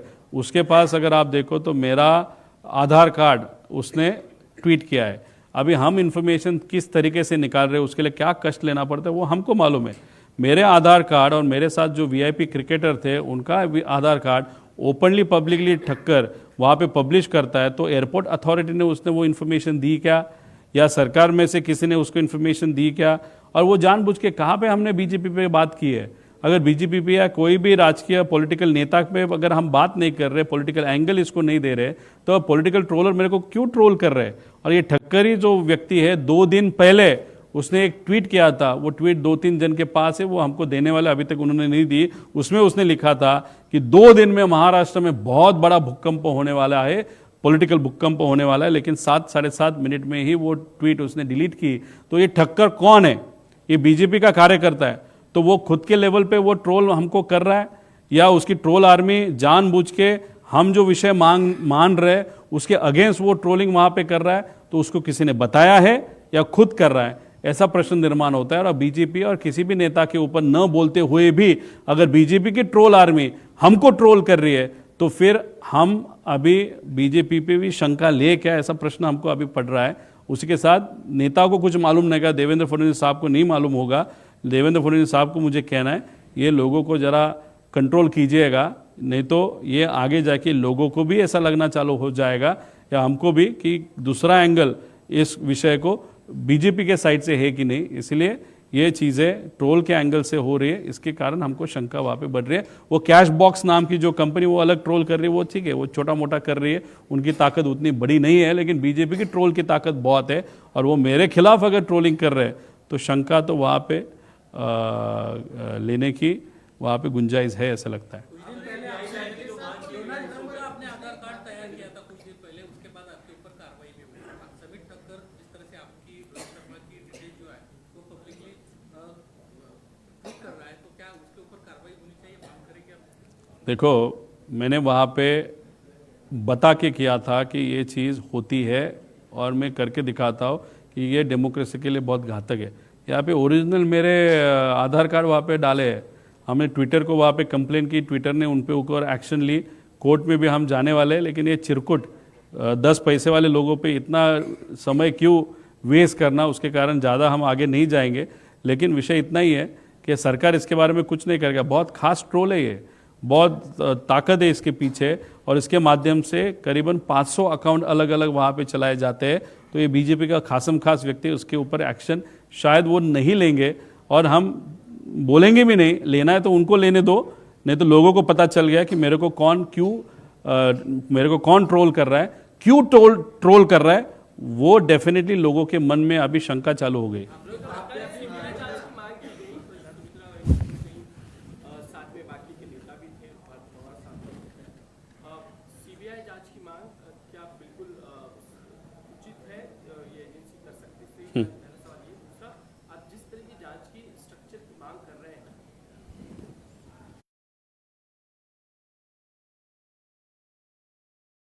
मत देखो, उसने अभी ट्वीट किया है, उसको मुझे बताता हूँ, तू ठक्कर है क्या, कौन है, कहाँ से, वो नहीं मालूम। हम महाराष्ट्र के लोग हैं। क्या कहा है उसने? वेलकम बोला है, वेलकम बोला है। अभी वेलकम, हम तो वेलकम आपका करेंगे, लेकिन मराठी मानों से देखेंगे आपको स्वागत किस तरीके से आपको चाहिए होगा। आपको पीछे सरकार है, ताकत है, पैसा है, हमारे पीछे हमारे लोग हैं, हम दिखाएंगे हमारी ताकत क्या होती है। ये सवाल सीबीआई जांच की मांग से जुड़ा हुआ है, और आप जिस तरह की स्ट्रक्चर की मांग कर रहे हैं कि फॉरेन की कंपनीज होनी चाहिए, वो ज़्यादा अच्छे से बेटर इन्वेस्टिगेट कर सकते हैं। सीआईडी जब भी ये सीआईडी ये महाराष्ट्र की एजेंसी है, उनको काम क्यों दिया गया है? बिकॉज उसको एक क्रिमिनल एंगल है, इसलिए सीआईडी का नाम आगे आया था। जो टेक्निकल इन्वेस्टिगेशन है वो डीजीसीए के माध्यम से वहाँ पे किया जा रहा है, वो जो उनकी एक अलग बॉडी है वो। और अभी देखो, जब महाराष्ट्र की एक आध एजेंसी सीआईडी काम कर रही है, तब अजय दादा का पक्ष बोल रहा है कि नहीं, अभी सीआईडी ठीक है, अभी सीबीआई को दे दो, मतलब केंद्र सरकार को वहाँ पे दो। अभी सीबीआई भी वहाँ पे करेगी, सीआईडी वहाँ पे करेगी, अलग अलग एजेंसी किया जाएगा। हमारी मांग है फ्रांस, यूके, यूएस, वहाँ के जो एजेंसी हमने लास्ट प्रेजेंटेशन में नाम लिए थे उनको भी ले लो, लेकिन इसको एक गवर्निंग बॉडी रखो।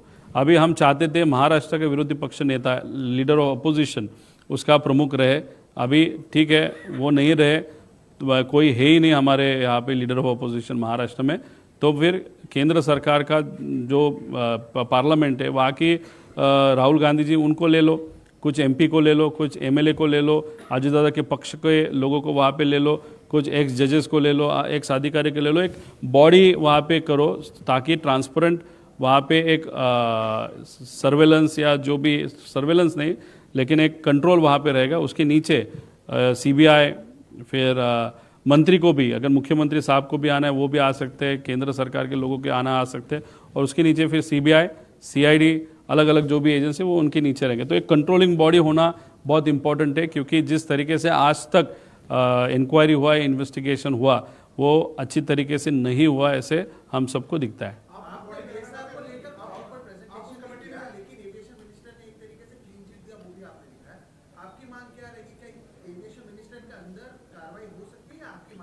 देखो, मैंने बोला रोहित सिंह जो मालिक है वीएसआर का, उसके शादी में टीडीपी उनका जो पक्ष है, मतलब ये जो मिनिस्टर है एविएशन आज के, उनके पक्ष से बहुत प्रमुख नेता रोहित सिंह मुझे वीएसआर के मालिक के शादी में राजस्थान में गए थे, ऐसे हमको पता चला है।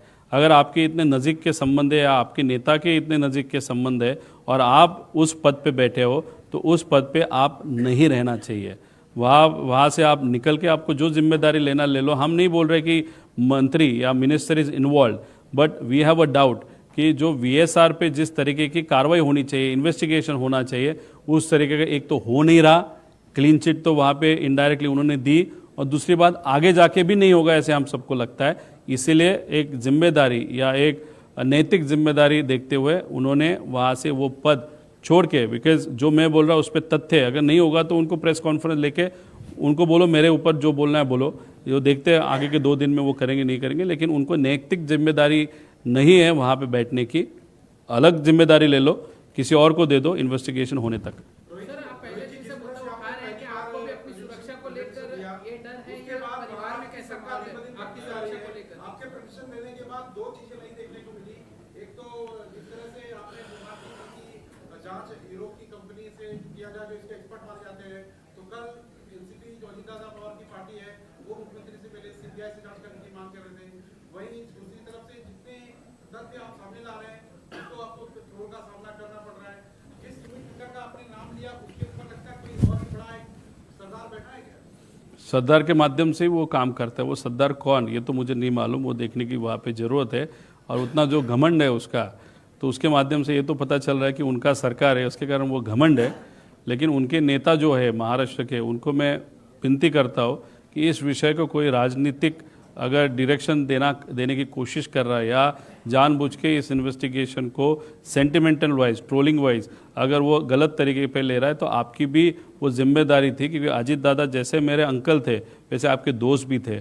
इसलिए इस इन्वेस्टिगेशन में क्लैरिटी और प्रॉपर ट्रांसपेरेंटली इन्वेस्टिगेशन होने की जैसी हमारी लोगों की इच्छा है, वैसे उनकी भी डेफिनेटली नेता की होगी। इसलिए ये जो 10 पैसे वाले ट्रोल है, उनको चुप कौन बिठा सकता है? वो सत्ता में लोग हैं, वही बिठा सकते हैं। अगर वो नहीं बिठाएंगे और ऐसे ही वो करते रहेगा, तो आप समझ लो कि किसी न किसी की बहुत बड़े व्यक्ति की इस ट्रोल को ताकत है, और इन्वेस्टिगेशन प्रॉपरली न हो, एक परसेप्शन गलत तरीके का लोगों में किया जाने की कोशिश जो ट्रोल के माध्यम से की जाए, उसको पाठिंबा या ताकत ये एक बड़े नेता की, ऐसे हम सब कह सकते हैं। सर, सुरक्षा को लेकर आपके घर में कैसा माहौल है कि आपकी सुरक्षा को लेकर भी आपके परिवार चिंतित है, और आपको क्या डर लग रहा है? देखो, मेरी जो बीवी है, मॉम डैड है, मेरे जो इन लॉज है, मेरे बच्चे हैं, उनके मन में एक ही प्रश्न वहाँ पे निर्माण हो रहा है कि अगर काका के बारे में, मतलब अजित दादा के बारे में अगर ऐसी चीज़ हुई होगी, तो जिसने की होगी बहुत बड़ी ताकत हो सकती है, और उस बड़ी ताकत के खिलाफ तू बोलते जा रहा है, तो हमको रिस्क लग रही है। मुझे भी मालूम है इसमें रिस्क है, लेकिन अगर कितनी भी रिस्क होगी तो किसी न किसी तो लड़ना पड़ेगा, वो हम लड़ रहे हैं। इसलिए फैमिली को थोड़ा सा इमोशनली वो डिस्टर्ब्ड है।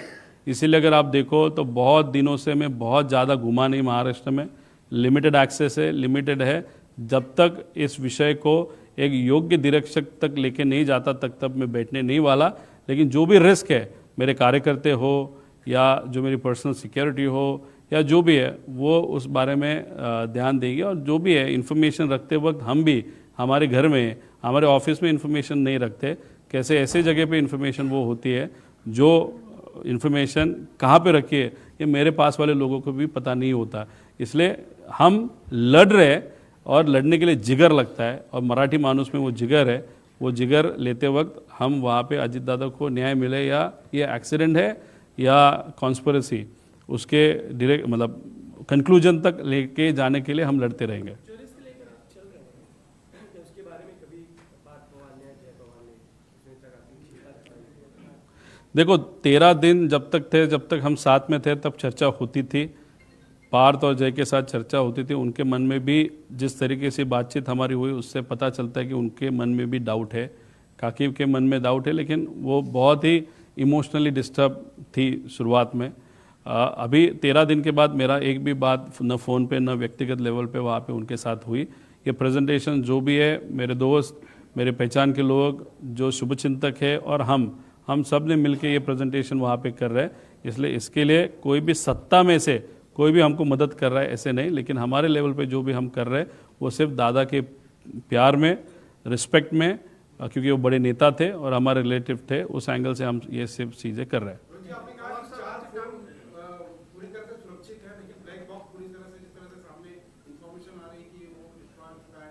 अब तक के इतिहास में 50-50 साल पुराने जो आपने उसके ब्लैक बॉक्स सुरक्षित मिले हैं कहीं आपसे? इसीलिए तो हम डाउट ले रहे हैं कि ब्लैक बॉक्स से एक तो कुछ नहीं हो सकता, technically it is not possible, क्योंकि ये जो एक्सीडेंट अगर आप देखो वहाँ पे पेपर भी आधे जले थे या न जले थे, और अगर कोई भी चीज़ को कंटिन्यूसली 1 घंटा अगर वो 1100 डिग्री सेल्सियस का टेम्परेचर मिलेगा तो ब्लैक बॉक्स को कुछ हो सकता है। दूसरी बात, ब्लैक बॉक्स के थोड़े से आगे जहाँ पे दादा बैठे थे नहीं तो वहाँ पे टॉयलेट होता है, उस टॉयलेट के पीछे एक बड़ा जगह रहता है जहाँ पे बैग रखी जाती है, वहाँ पे 2 कैन पेट्रोल के वहाँ पे रखे थे, ऐसा हम सबको कहते हैं, जो इल्लीगल है।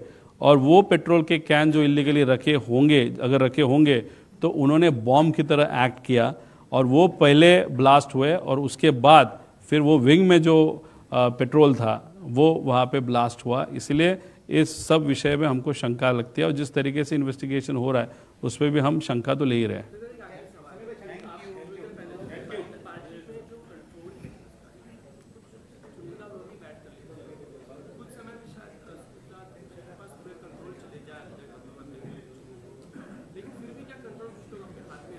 नहीं, उस पक्ष में कंट्रोल किसके हाथ में रहेगा नहीं रहेगा।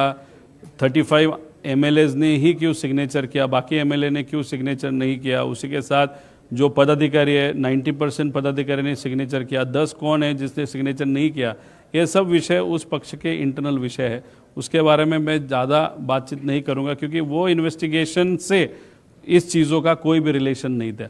जो भी इन्वेस्टिगेशन से रिलेटेड क्रिमिनल एंगल है या सेंटिमेंटल एंगल है या टेक्निकल एंगल है या पॉलिटिकल एंगल है, वो सब चीज़ें जितनी मुझे बतानी थी वो प्रेजेंटेशन में हमने बताई है, और बहुत सारी इन्फॉर्मेशन वो आगे जाके हम बताएंगे।